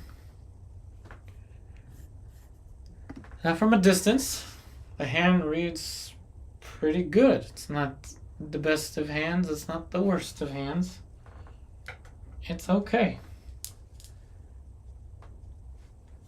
And sometimes what matters is the distance. What does it look like from the distance? An okay hand surrounded by an excellent environment will always read better than a great hand in a terrible environment.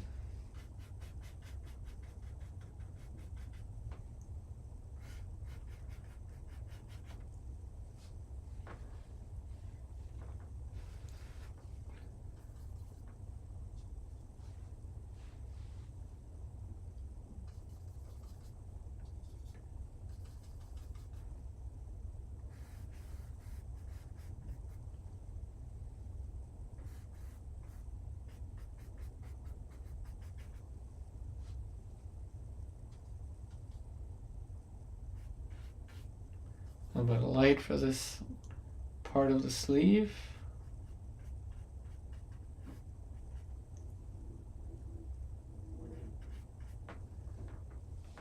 And more of a cast shadow.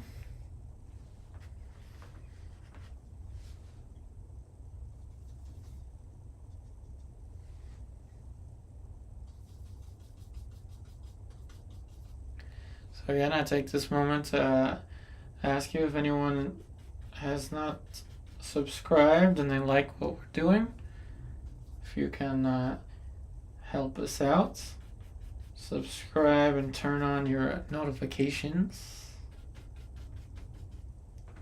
Would really help to promote the channel.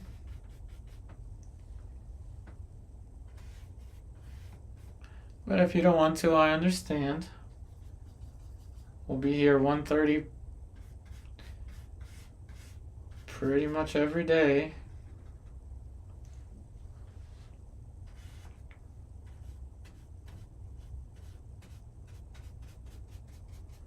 So that's about good with the other hand. So now we have developed this area decently enough.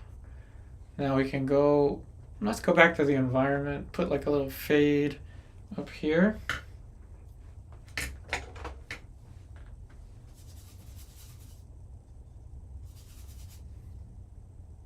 Gonna put a little bit of medium for the background if I still have any left. It says Neo McGilp medium, which is right below palette. So let's go ahead and mix. That's just Neo McGilp medium with whatever was on here. Now we'll create a little bit of a fade for the environment.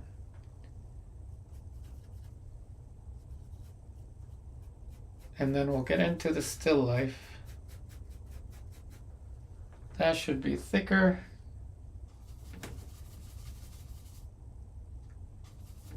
I like using the Neo McGilp for the background because it thins out the paint without eating it up like using mineral spirits would.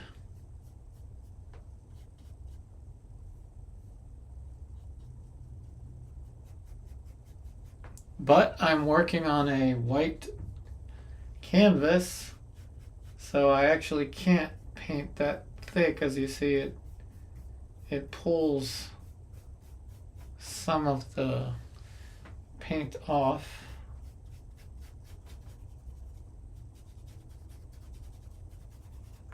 Which is fine. I knew it would be a challenge.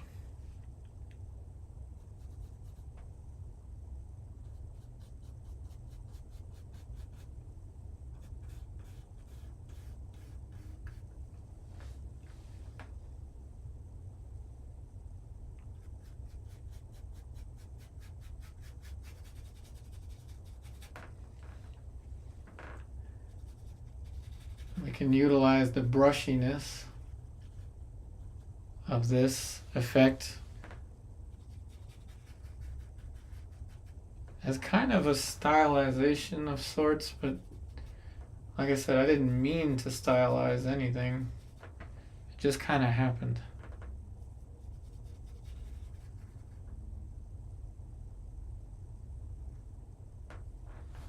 Okay. So now that we have that little fade, we can punch the light a little bit.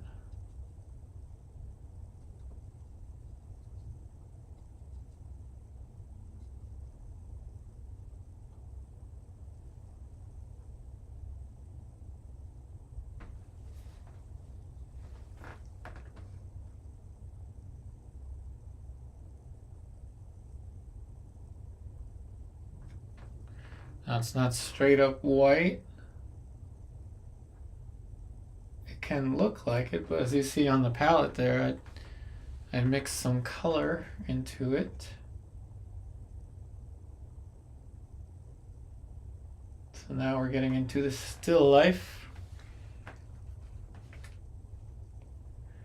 Glad you like the brushiness.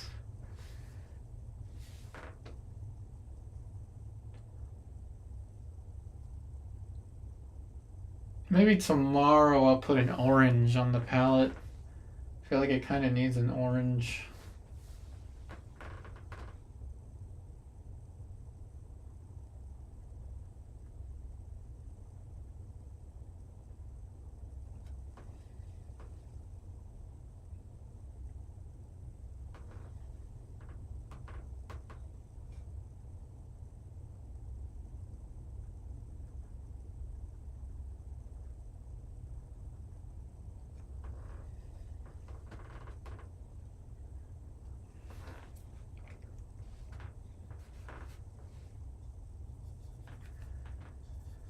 You see, you don't need a reference. No references required. None of that copyright stuff. I don't know how other YouTubers do it, man. Because I know that they are getting copyright for things that weren't supposed to be copyright.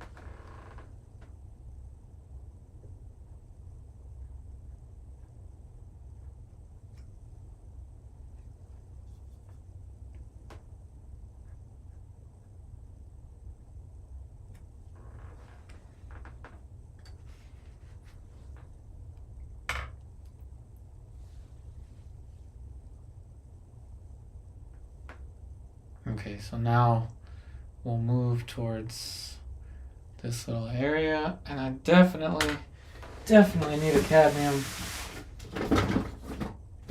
I hate to say it, but I need a cadmium. I got a little box right under me. It's kind of useful for this setup. Okay, let's get the box.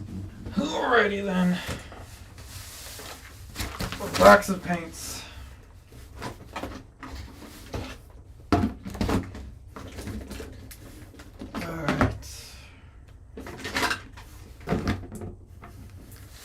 If you got gloves, which I do somewhere, I just don't know where I put them.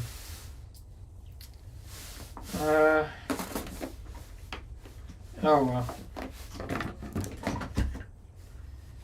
How about we do this?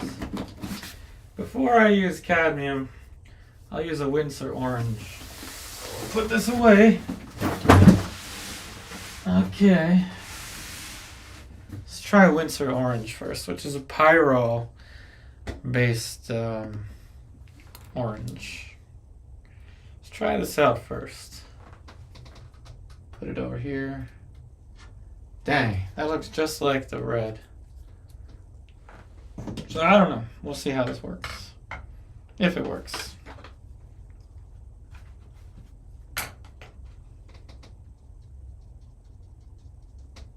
And I just want it right on the edge. Yes.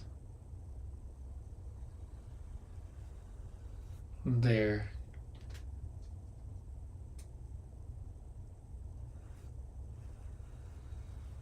Perfect. Okay, that worked. I didn't need a cadmium. We're all good. No cadmium was required.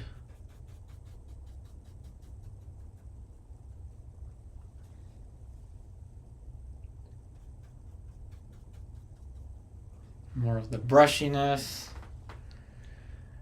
Okay, now this light is pretty much all I need. Is it? We're Well, let's push it a little bit. Push it to the limit. Palette knife. Straight white. Yellow. With the palette knife. Which means this is as bright as it'll get. Though you can't really see it on camera, that's why I said it wasn't really necessary. But whoever will buy this painting and see it in person, if I am so lucky, will see that effect in person. Hey Fran, thank you. We're pushing through. I really like this palette. Again, shout out to New Wave Palettes. I was not sponsored by that company. I wish I was, but I'm not. I paid $38 for this piece of wood, and you'd be surprised. Again, like, let's take it off here for a second. It is, you see, relative to my head, not that big. You can see the back side of it. Maybe, I don't know, whatever. You see, it's not that big of a palette, so it's easy to store and all that stuff. But the surface, like how it mixes, is it feels better than the plexiglass, and it feels better than painting on glass. So this is kind of the best of both worlds. Plus, I can use it the way that I'm using it here. It's perfect. I don't have any concerns with it.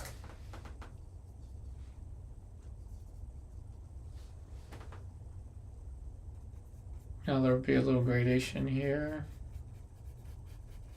Now we'll get into the still life.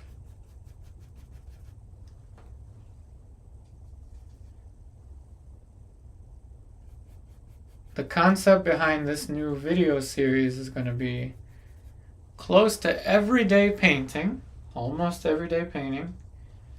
We're going to paint different subject matter all the time. So we're putting theory into practice.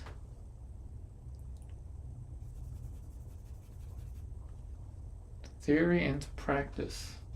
Cityscapes, portrait, figurative. I would consider this figurative. Still life, animal paintings, you name it.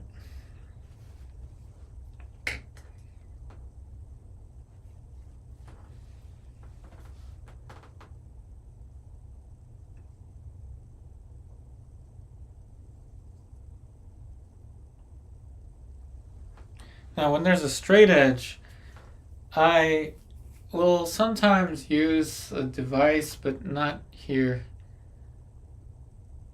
I let gravity help.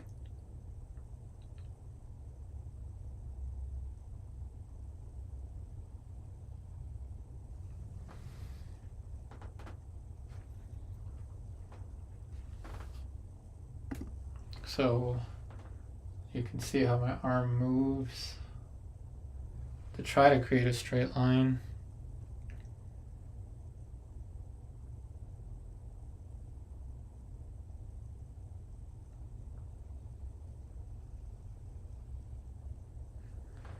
Close enough.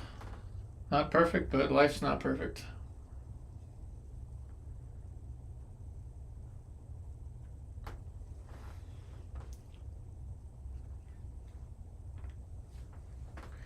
So now we're at 2 hours 13.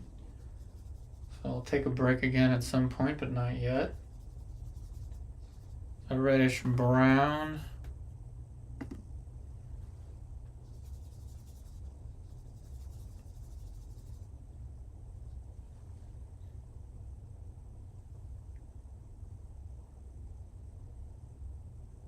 I'll put some medium just so it's a tad bit thinner.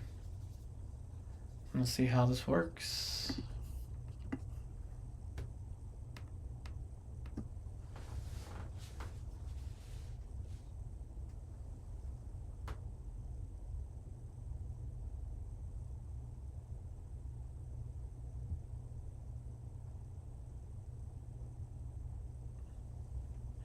It's all right.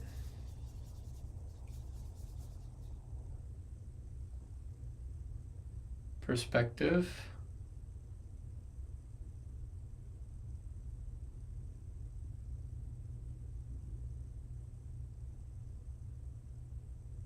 Is a thing. Linear perspective is a thing, so that works.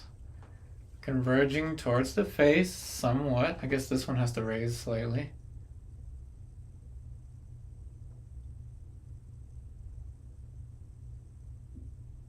Now it's converging towards the face somewhat. We gotta be careful though. Photographs will overdo linear perspective.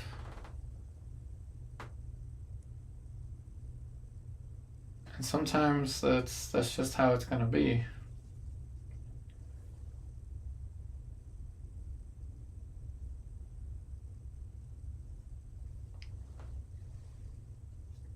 We'll say that window is hand built. Life isn't perfect. Now we're kind of on the realm of Dali. A little bit surreal.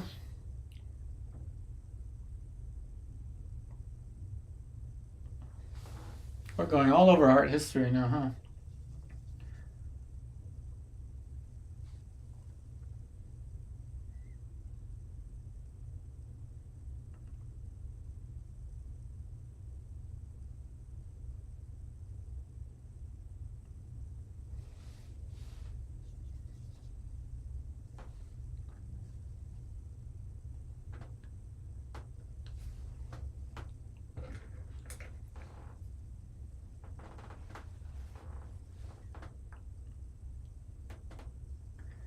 A bit of orange. Load up the brush.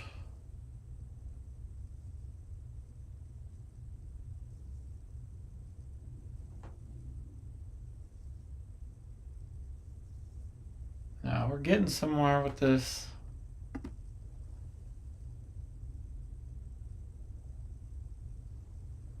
We're going to let gravity do some of the work.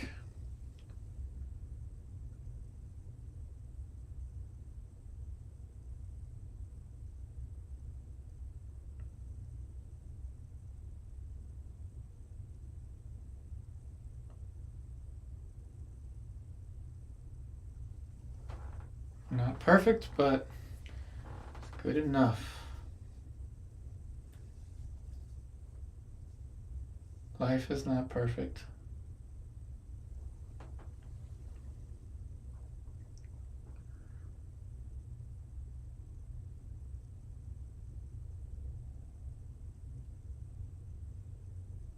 Okay. A little bit of medium. Thin the paint out a little bit. Alright, I'm going to have to support one hand with the other.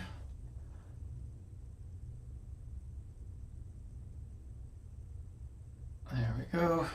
Darken that section.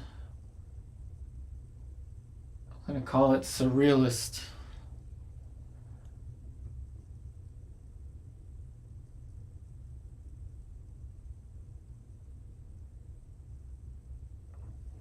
And pretty good.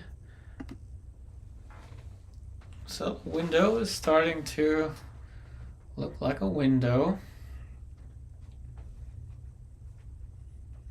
Now, some more for the still life. We'll work on this quadrant and then we'll take a break. Time does go by quickly, I'll tell you what.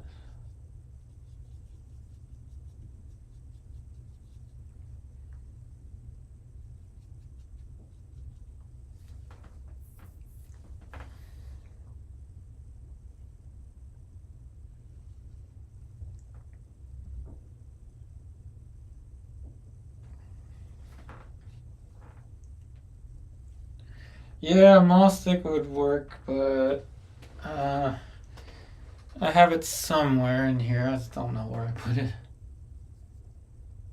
But it's okay. It was a little wobbly, but it's all good.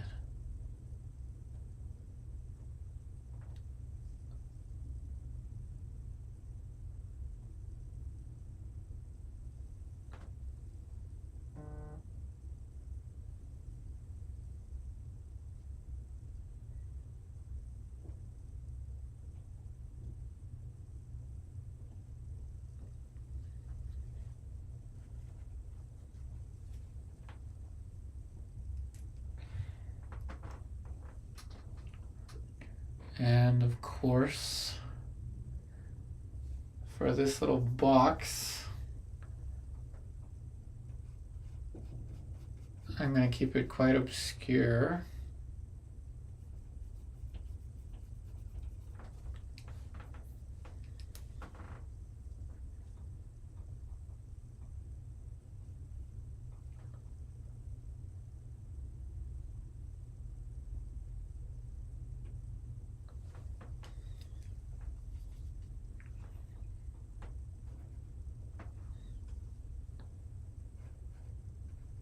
This little box, we'll call it Pandora's box.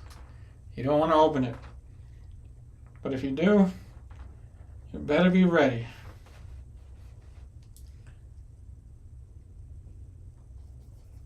It's kind of like trying to go and get your taxes done.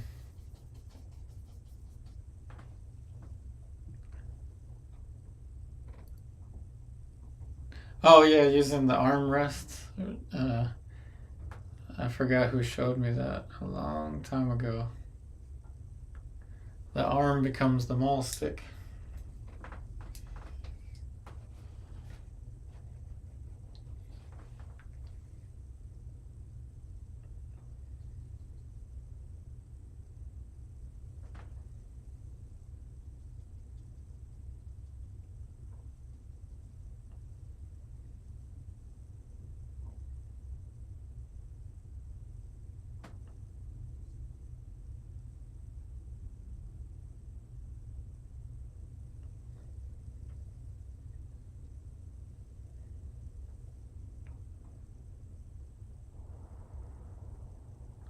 A little bit of light on Pandora's box.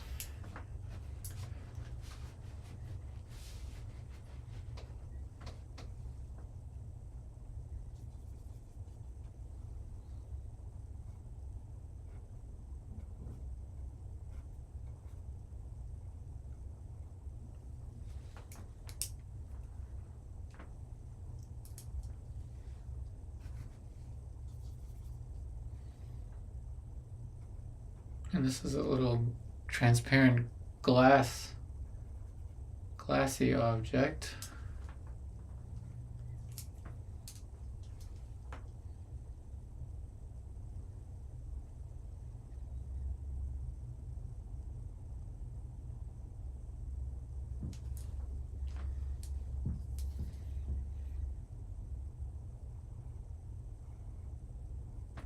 Light and shadow is most of what you need. If you can portray it well, the rest kind of falls into place, at least from a distance.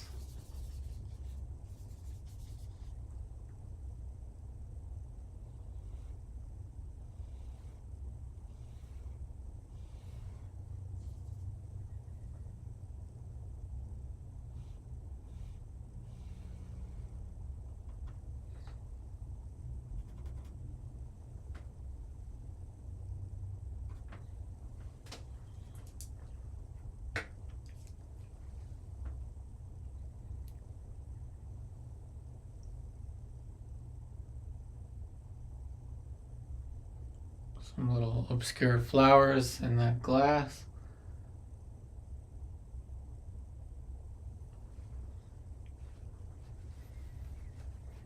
Okay, now some still life over here, and then we'll take a break.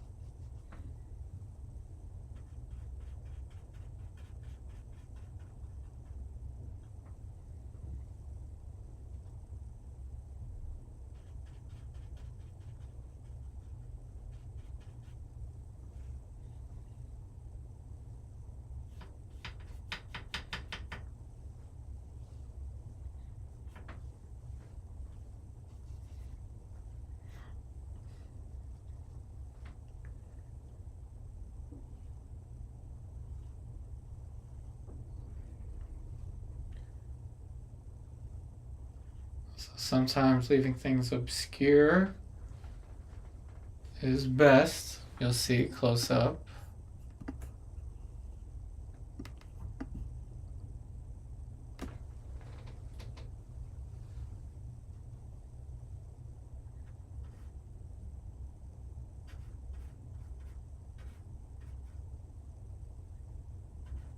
It looks really obscure, but from a distance, that's what I tend to always say.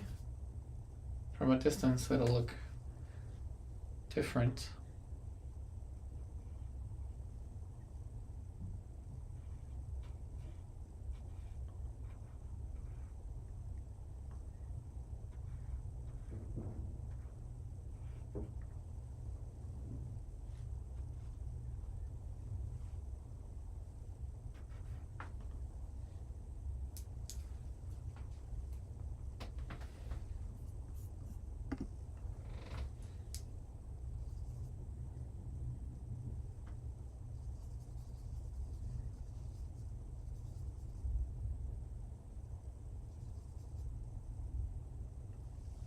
Yeah, perhaps a cadmium greenish color would be good, just to get a bright green fast.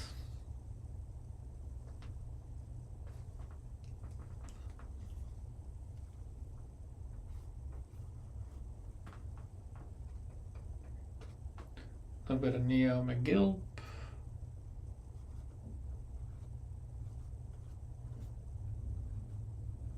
That's the wet on wet approach. Alla prima. Alla ho. That means painting wet on wet.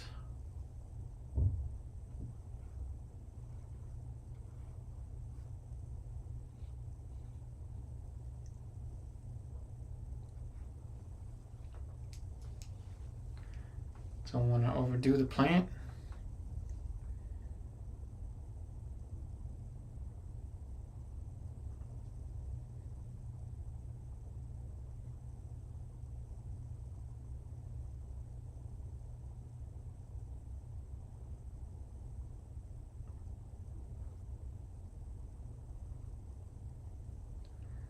Just a few little lights here and there.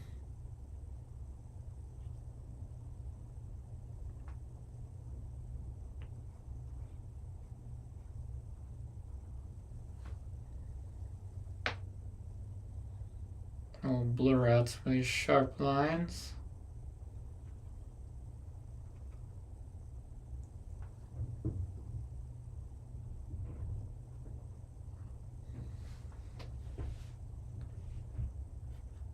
Okay, so now we've got some more still life. As you see, this part has come to life. This quadrant is the quiet one. This is the busy one.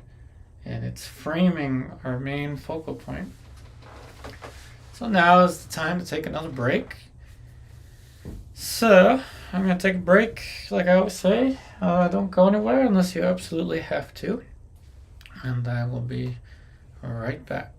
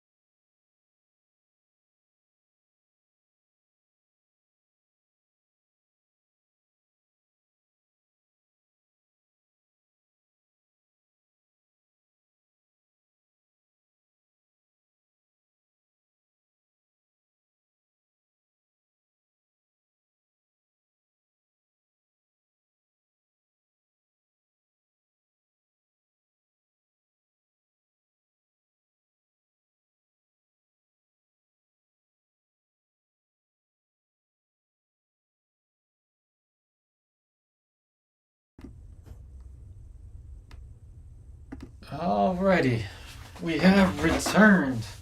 Of course, it's important to take a break. Like I said, I'm looking up at this, which is not so good on my neck. I know I'm a crybaby, right? At least my back is okay. I'm keeping myself straight, like in terms of my back relative to the painting. Now let's talk about what we plan to do with the last hour. And after this ends, right at 5, will be the maybe not today because I don't think we have anyone signed up for it, but usually right after the stream we'll have a Zoom after party, so you can Zoom with me for 45 minutes afterwards. But like I said, I just started it, so I don't think anyone signed up for it yet. But anyway, so what I see here, after taking a break, let me lean back if possible. Let's see. I don't really care for the bottom. I don't feel like I need to have to explain much about the bottom of the composition. So I think what I'd rather do is return to the face, add a little bit more clarity if I can, and then just close up with that. From the big picture standpoint, I think it's fine. I don't really want anything more. So yeah, I won't put the detail in the background on the floor, but I will put the cast shadow for that chair, so it's not a floating chair. Oh, the painting is 9 by 12 inches. 9 by 12 inches. So what do you say we paint the floor, the cast shadow of the chair first? So let's go over here. This will be really simple. A little fun fact, anybody that doesn't know, the Vermeer painting titled, I think it's the one titled The Art of Painting, there is a missing chair, a missing leg to the chair, because I guess Vermeer didn't like the way it looked either. Yeah, always be willing to alter stuff.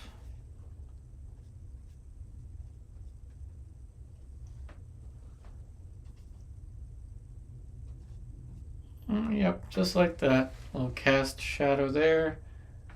A little bit of a shadow under here. Just a little bit, not a lot is needed for that. Cast shadow from the dress. We need some cast shadows here.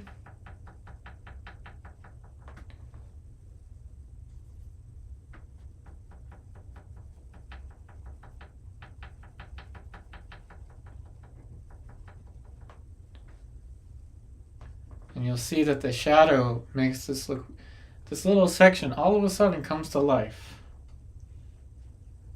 Weird, huh?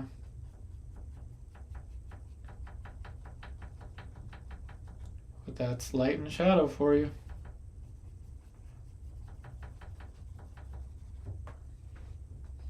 Okay, now we'll moving on up.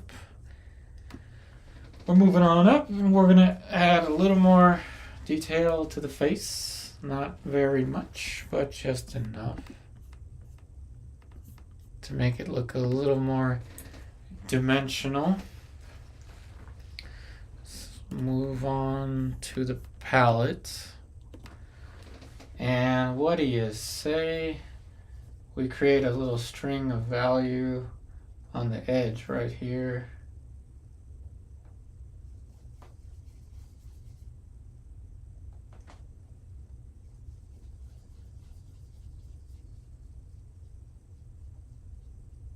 Something like that. That'll be our little string of value.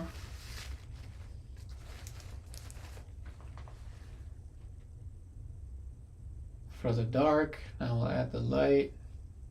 I know you can see it from that camera angle, that's why I'm putting this here.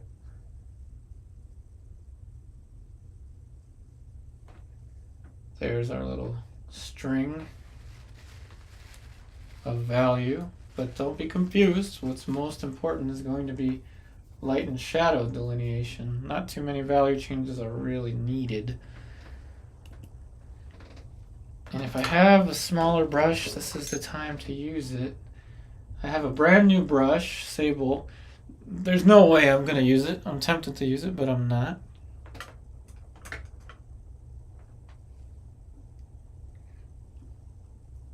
Now I know you can't see the dark area of the palette, so let me move this to here. There you go. Now you can see. Yep, sometimes a single mark or brush stroke, is all that's needed sometimes. Figuring out where it is the hard part. There's our little string. There's the dark area for our string. What I really like about the close-up is I can actually move my head closer, which relieves some of the stress on my neck. So now let's take a look here. I'm going to do something I don't suggest. I'll suggest it if it actually works. I hate to do this, but I'm going to bring my watercolor brushes out. The reason I say I hate to do this is because I'm trying to...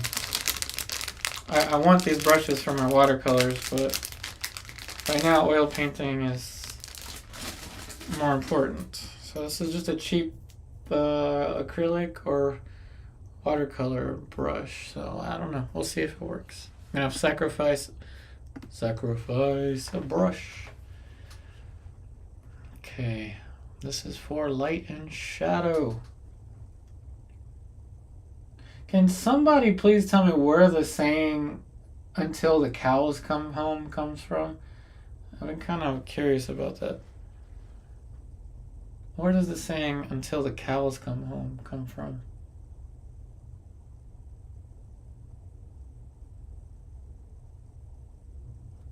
A pool friend of mine says that term.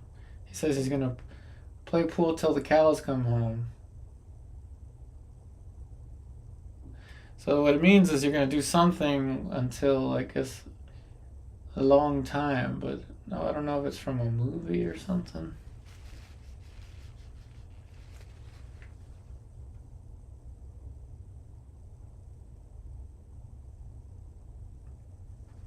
Now this is much better for my neck.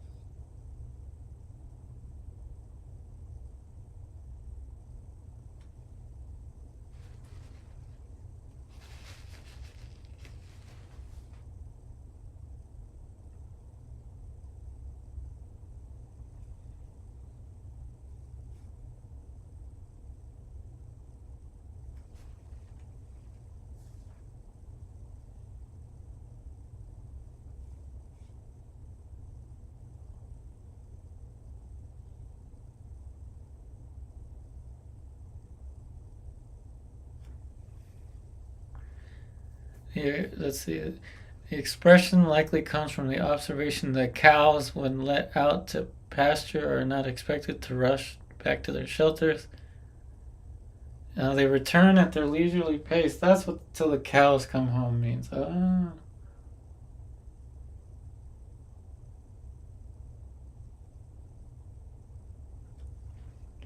Yeah, my friend Dion would always say, "Play pool till the cows come home." So what it translates to me is I'll be painting until the cows come home. Maybe not the best reference to make, but just random thoughts. Don't mind me. Sometimes just random things are in my head.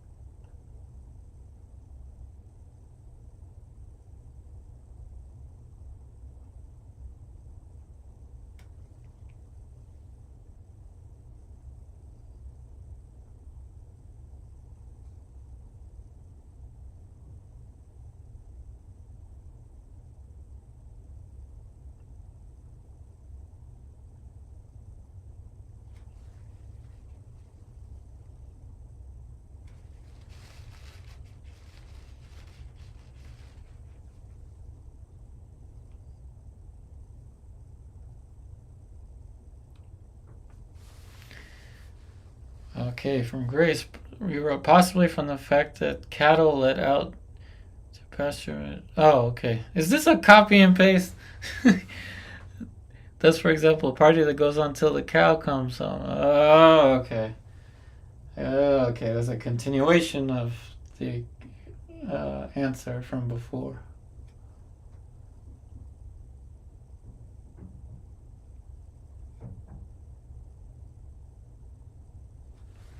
I see now, I see. Example, I could argue with you till the cows come home, but it wouldn't solve anything.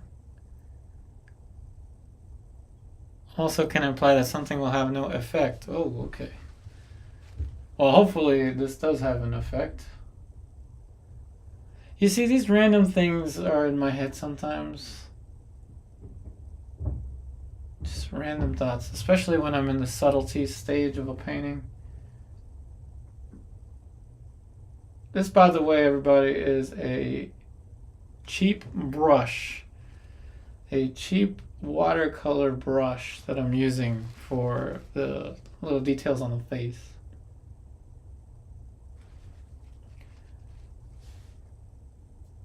It'll work, but it won't last.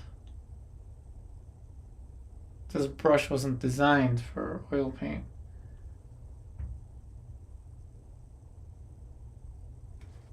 A little bluish accent there.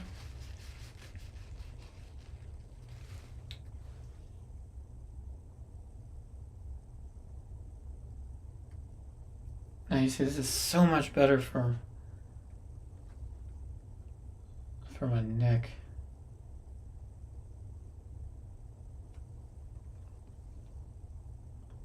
Little details for the face.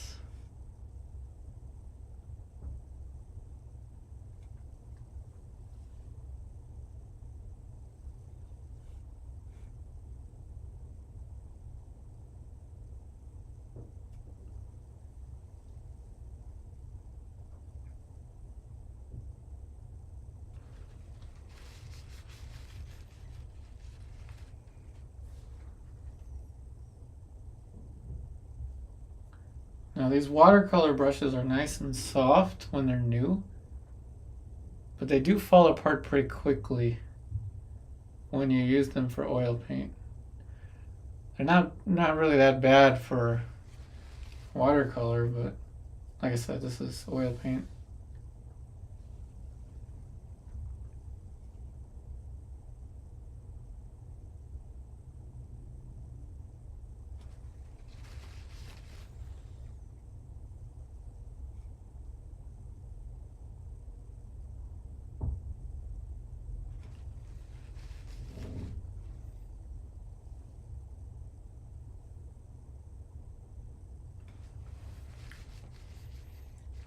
So that was the extra forum that I wanted for the face. Now you see from a distance it'll read much better. From back here, all of a sudden, it is much, much better. On the palette, nothing really changed. See here, nothing really changed. This is a great setup for me because I have much more space to mix. What was I going to do? Sometimes I mix something and I forget what I mixed it for.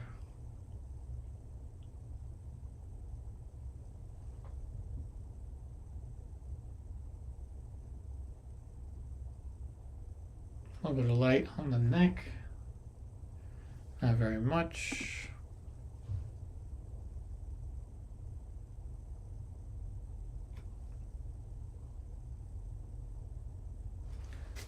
And there's a collar. Some more blue.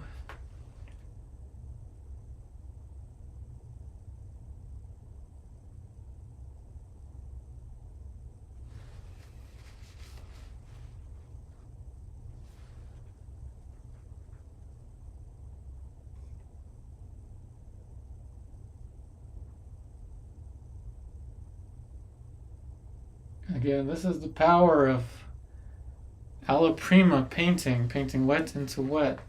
It's the very same method that the famous Bob Ross would use, painting wet into wet. It's not unique to him, it's been used for centuries.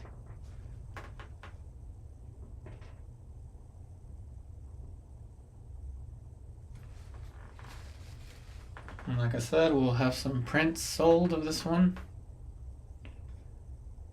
Or let's just say available if you want to print.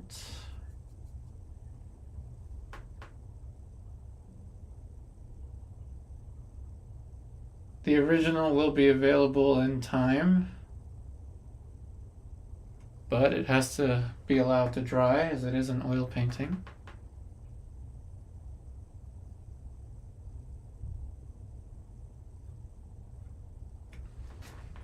But I'll frame each of these, and well, at least I'll show you a picture of each of them in a frame. I think the painting should be sold in a frame.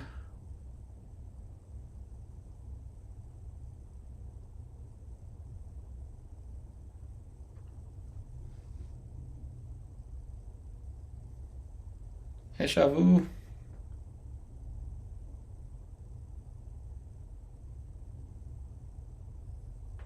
Oh, thank you, Mark.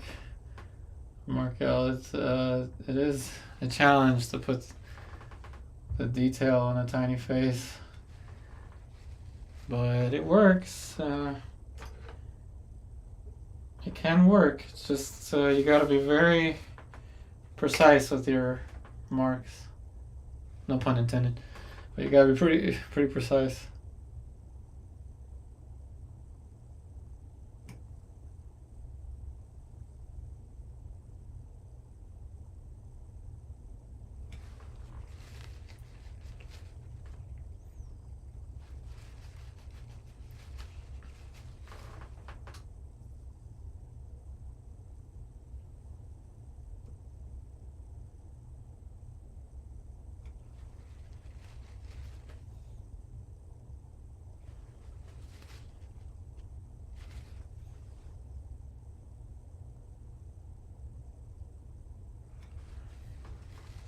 This is as close as you'll see me get to the painting. I'm never going to be like right up on the painting like that.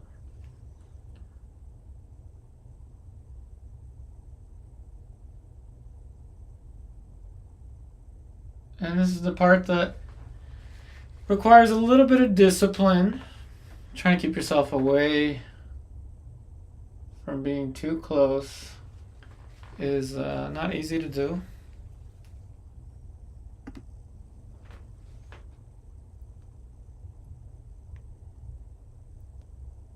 Yes, I'm painting from a source, but I can't show it because one, or a few of the copyright-free references that I showed in the past did end up having some copyright issues, along with non-copyrighted music. Go figure. So yeah, I won't be showing the references, though at this point you might be able to figure out which one I'm using.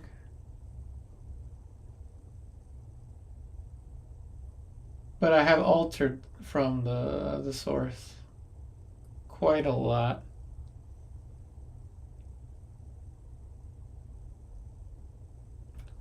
Just goes to show you, everybody, just because it says copyright free doesn't mean it's always going to be copyright free.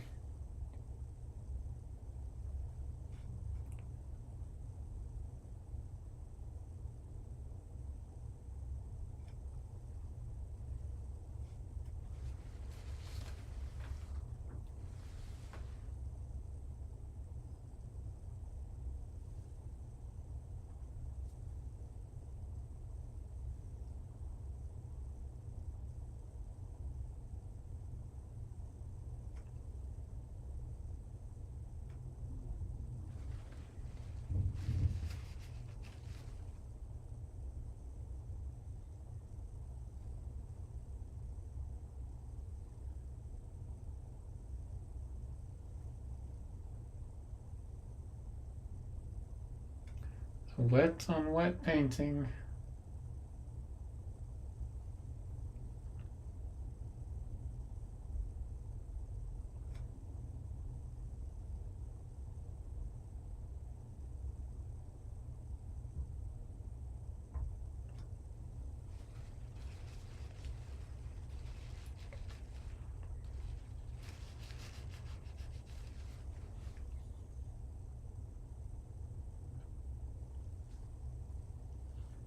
A glimpse of orange for the Terminator side of the shadow.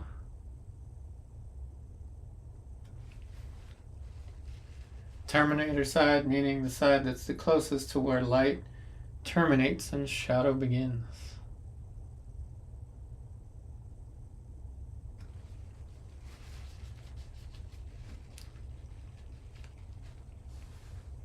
Now we'll continue to push the light wherever possible.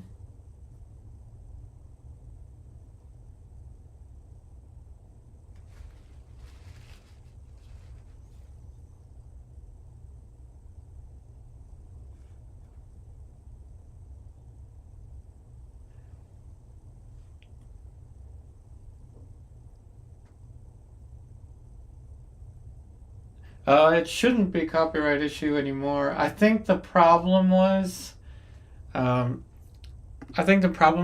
I had the reference up there, and was able to monetize a painting, yet the reference was still there. I think that's what it was. I don't know. It's not like they told me. I just figured it out from the analytics.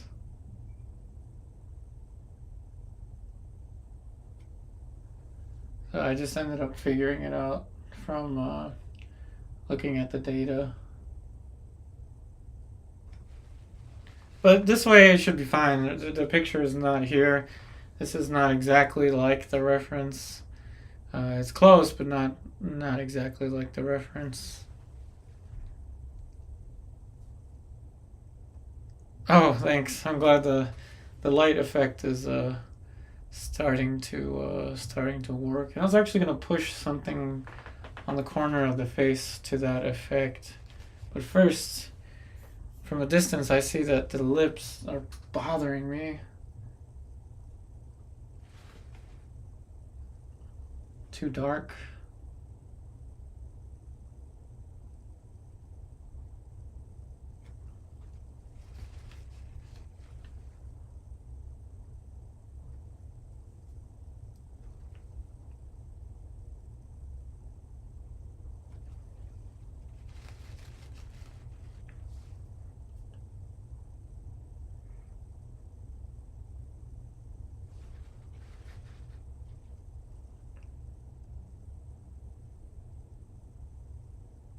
So remember, everybody's schedule is 1:30 p.m. Eastern Daylight Time almost every day. Almost every day. And for $45 a month, you can join me after the stream. Monday, Wednesdays, and Fridays, you'll be able to join me on Zoom for 45 minutes. More about that later, though. Obviously not today. No one signed up for that yet. I'm glad you liked the setup. GG.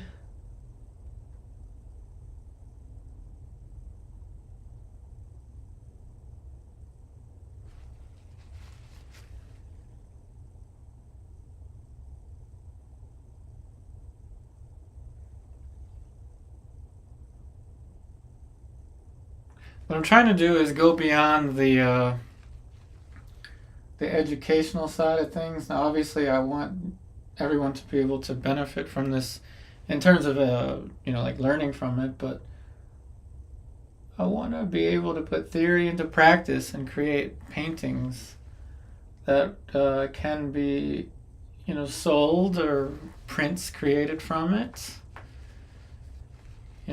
Create paintings, and now we'll do the little thing that I was talking about for the back. The lip being too dark was bothering me, but what I want to do is create. And let's go to a different brush now. Create paintings that we can actually do stuff with.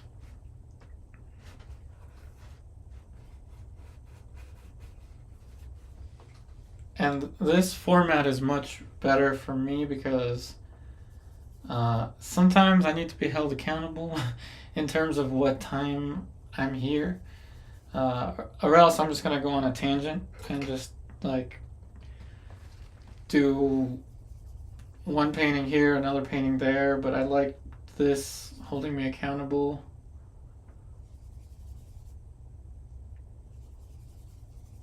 I like the consistency of it.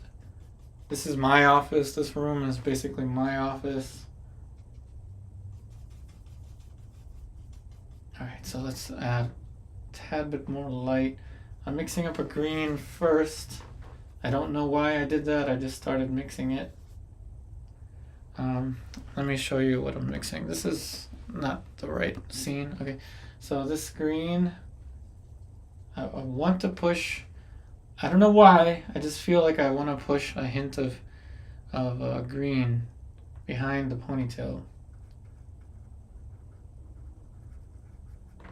I can't tell you why, but I kind of want to push that.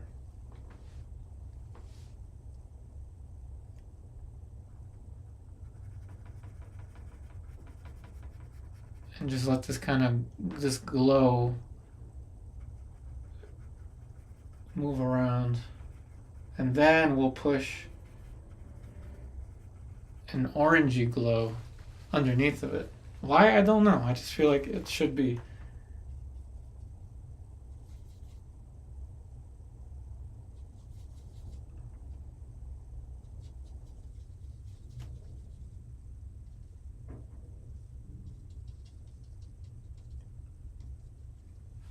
The original painting will be sold in a frame, unless you don't want the frame that I'll put on it. But not just yet. First there will be prints.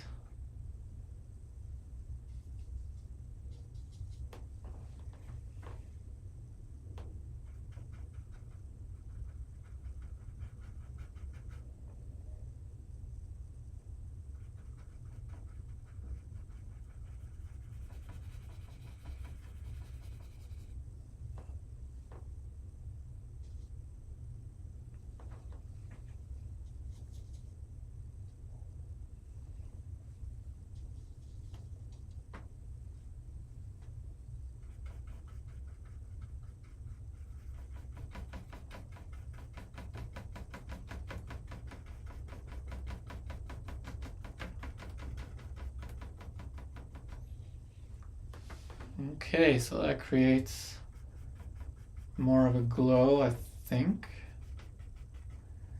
as we continue to push the light effect.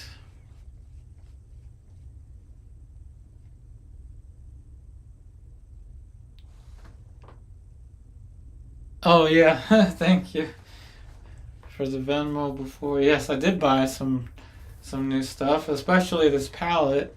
I bought it today, right before the stream. A little bit of detail on the fan, why not?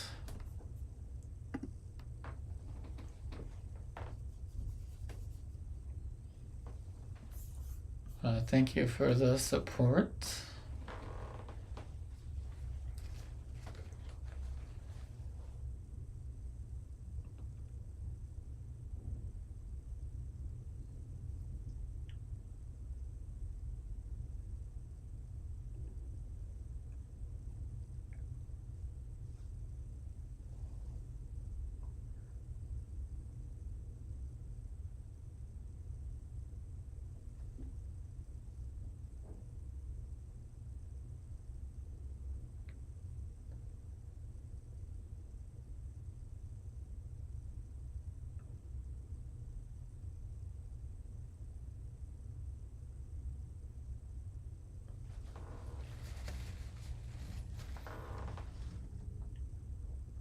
Have a bit of orange now.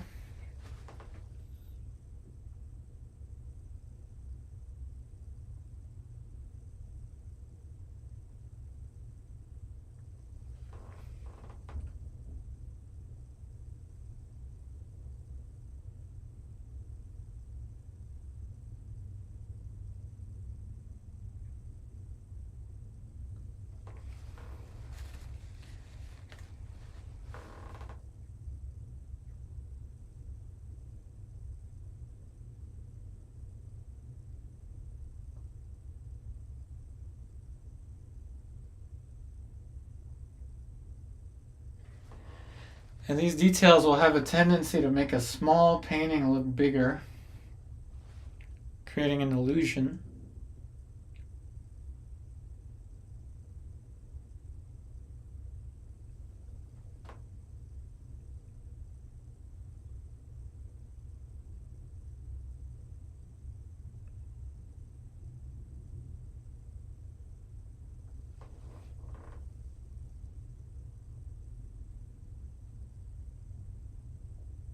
A little bit of Neo McGilp medium, thinning out the paint so I can paint wet onto wet, like that.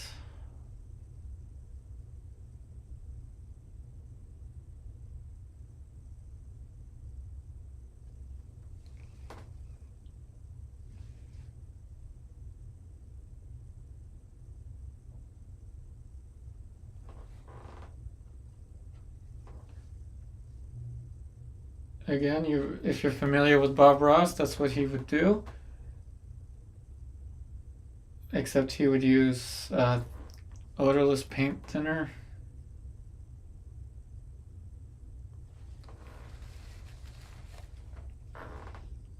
Though I will add, always use less thinner. Less is best. I have very little. See, it's barely even enough to see it's not spilling when I angle this. Very little. Always use, not sponsored by them, but I think this is probably the best one. Gamsol. Or you can use spike lavender if you want to, but in my opinion it smells a little too strong for the apartment.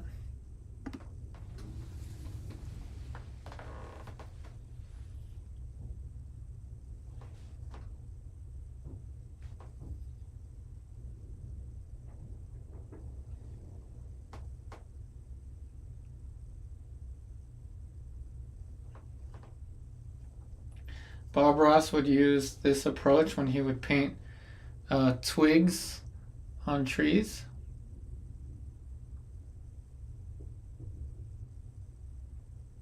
Because it would stick. That's how the paint would stick, because thinner paint is added onto thicker paint.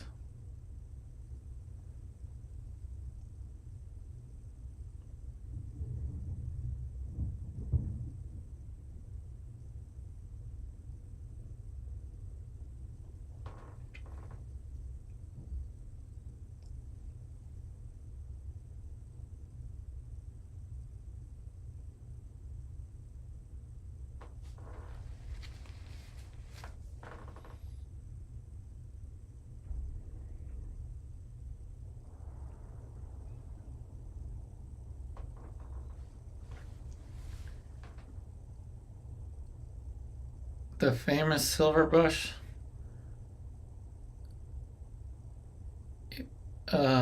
These are oil paints. No, these are oil paints. Did I put the wrong paints in the... I may have put the wrong... No, these are oil paints.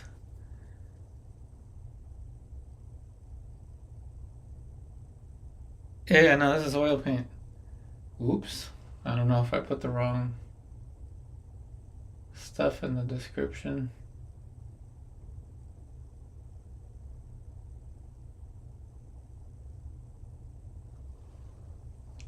Yeah, these are oil paints for sure.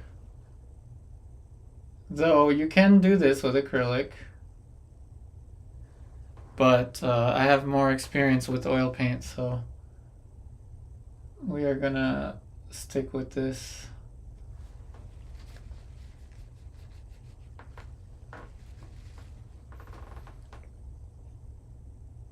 But it can create some acrylic-like effects, the thin paint over the thick paint.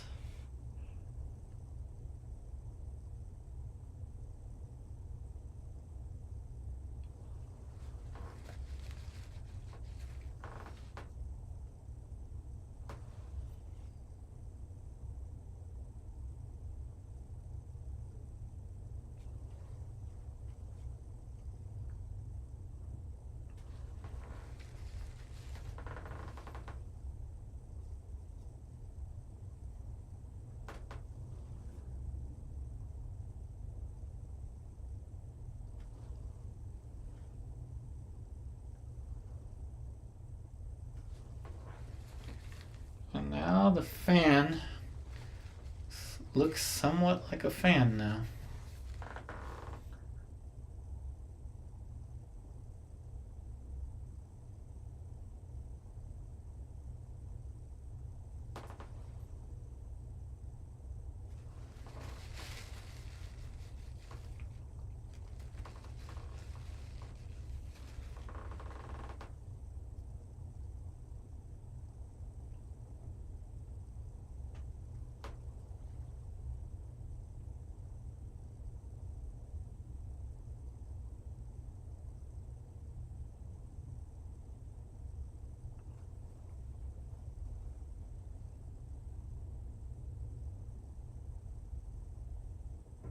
And this is a very Vermeer kind of thing, putting a whole lot of detail in still life.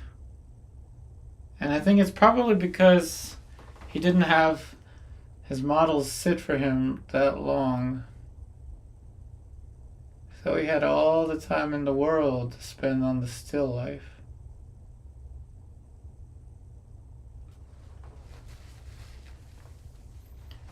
Now from a distance, that should read. Now you see the detail reads fairly well from a distance. And kind of almost there, really. Might still want to push some of the light here, the drastic light effect. I'll show you what I mean by that.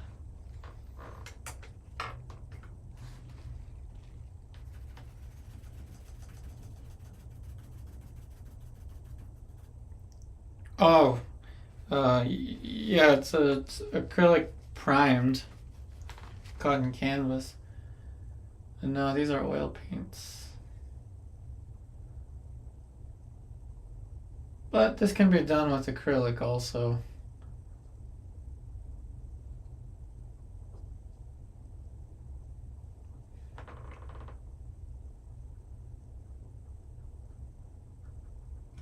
Alright, we're gonna push that bright yellow.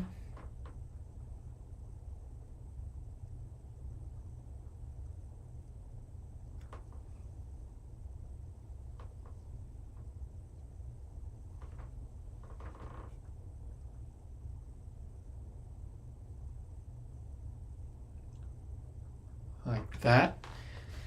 And then it's gonna get a little bit more orangey across.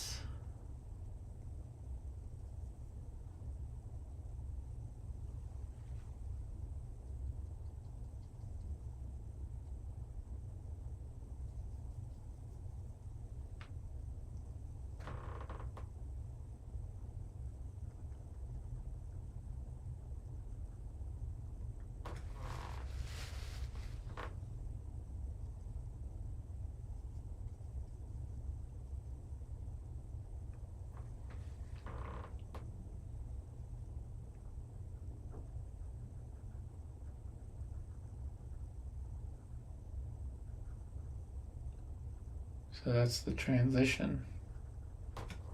See how it gets orangey? In the close-up you'll be able to tell.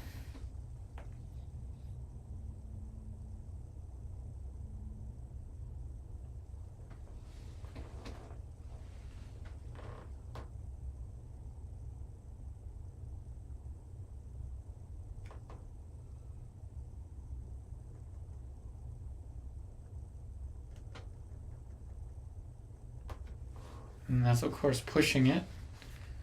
The question is, does it read from a distance?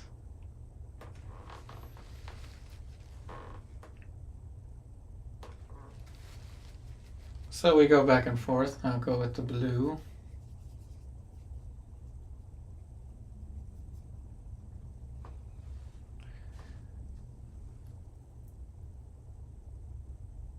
Can be done by me. Oh. Yeah, you can do it through drawing and then layering with acrylic, of course.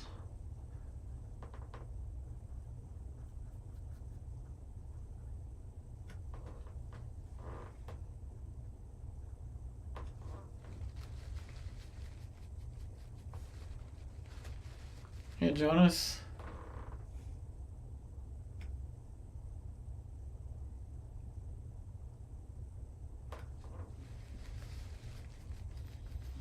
Now we'll put that orangey reflection on the back side.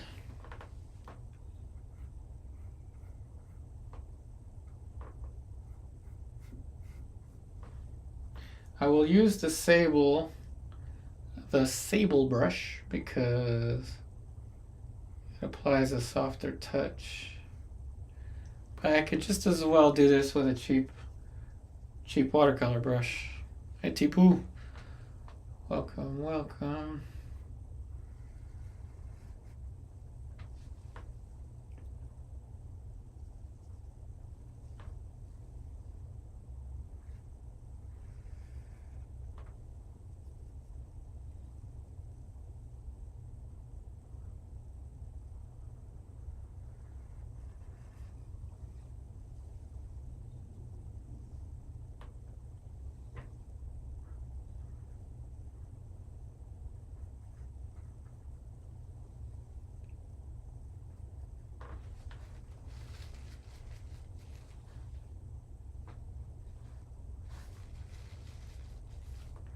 Oh, I'm glad you like the setup.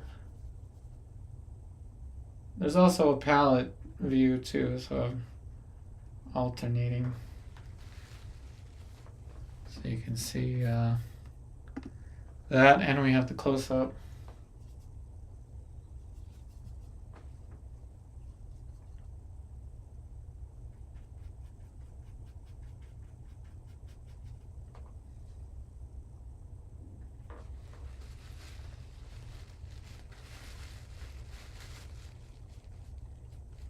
The music copyright claims have magically disappeared. Well, that's good.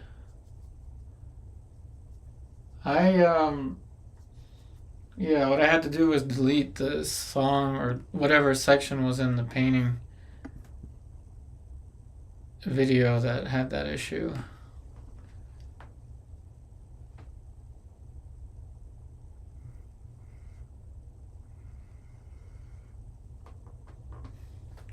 Even that little brush stroke will work from a distance.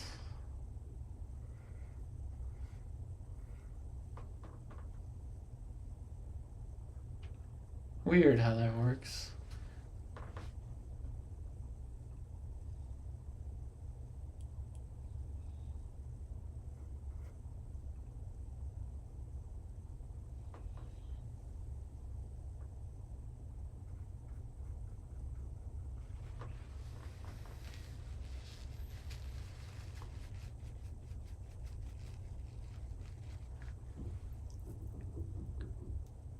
The sunflower painting had a special significance for Van Gogh.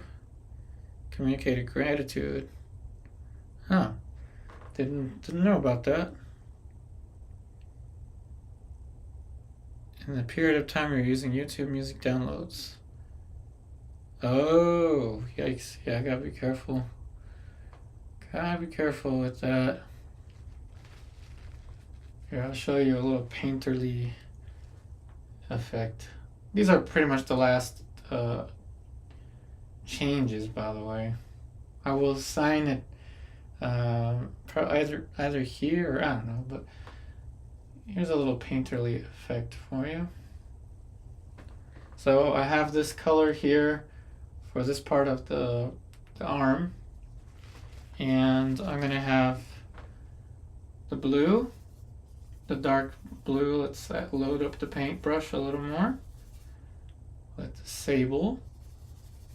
The white paint that I'm using is titanium white, Gamblin. And another one, loading up 3 different brushes. Some light yellow. Now I'll show you what I intend to do with it. Now we'll focus here. Check this out. I totally forgot which was for the hand. Okay, now I know which one. Alright, so we're going to pull this down.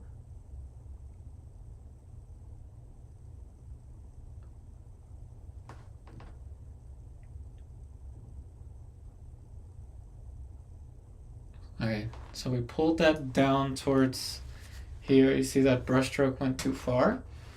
Sargent would do this a lot, I noticed by studying his paintings. Now another brush. Pull that shape up. Just like that. And last but not least, the other brush. The light effect. Creates a wonderful edge where this just kind of hides right underneath. It's one of the best ways to create an effect like that. 3 different brushes. I appreciate everybody watching and all the likes. Remember, I'll be here same time tomorrow, 1:30 p.m. Eastern Daylight Time. The next same thing the next day and the day after that. This is we will be painting everything and anything kind of a challenge, let's say. Anything and everything. And you don't even need the reference. And if you don't mind, there is a link to my Patreon in the description box. There you will see the tier that says After Party. For $41 a month, you get to hang out with me on Zoom after the stream. Is it 40? I think it's $45 a month. You get to hang out with me for 45 minutes after the stream. If you want to. If not, that's okay. I'm glad to have you here.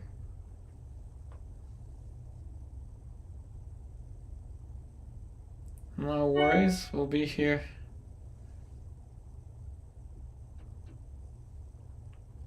We'll be here pretty much close to every day. Materials am I going to? Well, so if we're talking about the 45-minute afterwards, it's gonna be this, just me and the painting. But I will just be sitting here chatting with you. We could be laughing about whatever happened during the stream. It'll be more just hanging out. It would be bonkers for me to do another painting right after doing this one.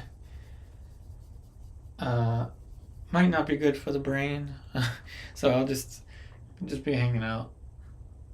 Think about it like, imagine watching Bob Ross do his painting and then you get to Zoom with him afterwards while he's cleaning his brushes or, you know, cleaning the palette, whatever he's doing.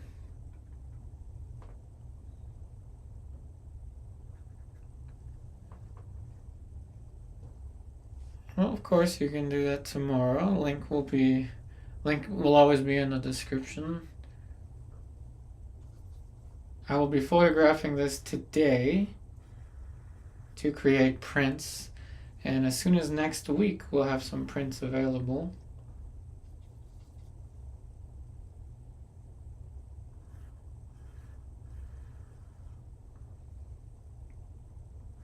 And that is just about 5 o'clock.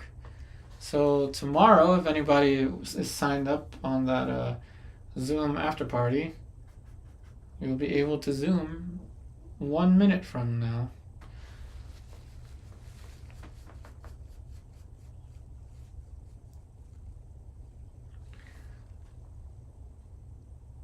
The way that Bob Ross did his thing, like he was talking to us. Yeah, like a podcast. Yeah, something like that. Alright, so I'm going to clean this brush with the odorless mineral spirits. I will not be beating the devil out of the brush because I don't want to get paint thinner everywhere. And we will sign this. And I think we'll sign it right here.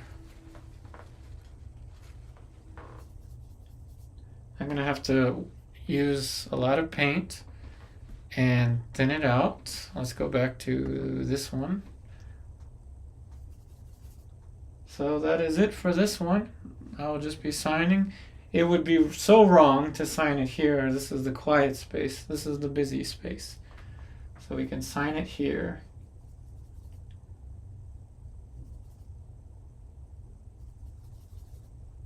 Kind of a brownish red. Lots of paint, thin it out.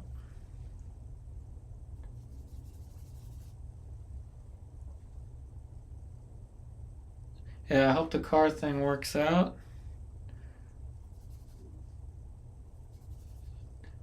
Everybody, we'll be back 1:30 p.m. tomorrow, but don't go anywhere just yet. We're going to sign it so you can see the grand finale of this. Gonna sign it right here. Oh no. Gotta thin out the paint a little more.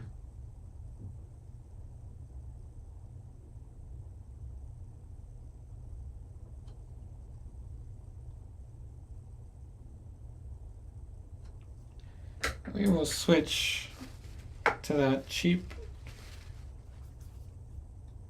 watercolor brush. See if it works or not. I don't know.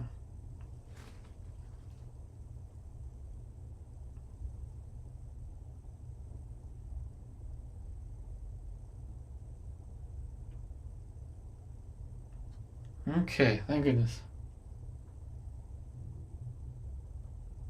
I just put a 2 and a 5. Obviously, you know that I didn't paint this in 1925. And you know I didn't paint it in 2125. Little dash there for the 25. That seems like the right place to paint it because it's like see that it's like extending from the plant. So it kind of works, And thank you for the likes, everybody. So there you have it. All these brushes. Now, I will not, of course, be cleaning. I will put it in the jar of linseed oil, but what I will clean meticulously is the palette. Back in the jar you go. And this is just linseed oil. I do this so I don't have to clean the brushes in my sink. I'm in a small apartment. I don't want to do that, so I'm protecting myself in this little room. And yes, this will be cleaned off. What I do is I'm going to put it on the plexiglass palette that I was using before. So I'm going to take each little thing of paint now, just like this, and put it here. and then I'm going to put this in the freezer. So that's how I'm going to clean off the palettes. And if you anybody joins that tier, the after party tier, I'll be thoroughly cleaning this palette. I pretend like you could see it. I'll thoroughly be cleaning this, and we can talk about whatever you want to talk about, and we'll just laugh and all that stuff and have a good time. So thank you all so much for watching. This is the very first painting in this series. There will be prints made of this, and the original will be sold in a frame once the oil painting is dry and we put a varnish on it and all that stuff. But yep, there'll be prints and all kinds of merchandise available. So once again, thank you all so much for watching. I hope that you will enjoy this new series of painting videos. I wish you all the very best, and I'll see you tomorrow.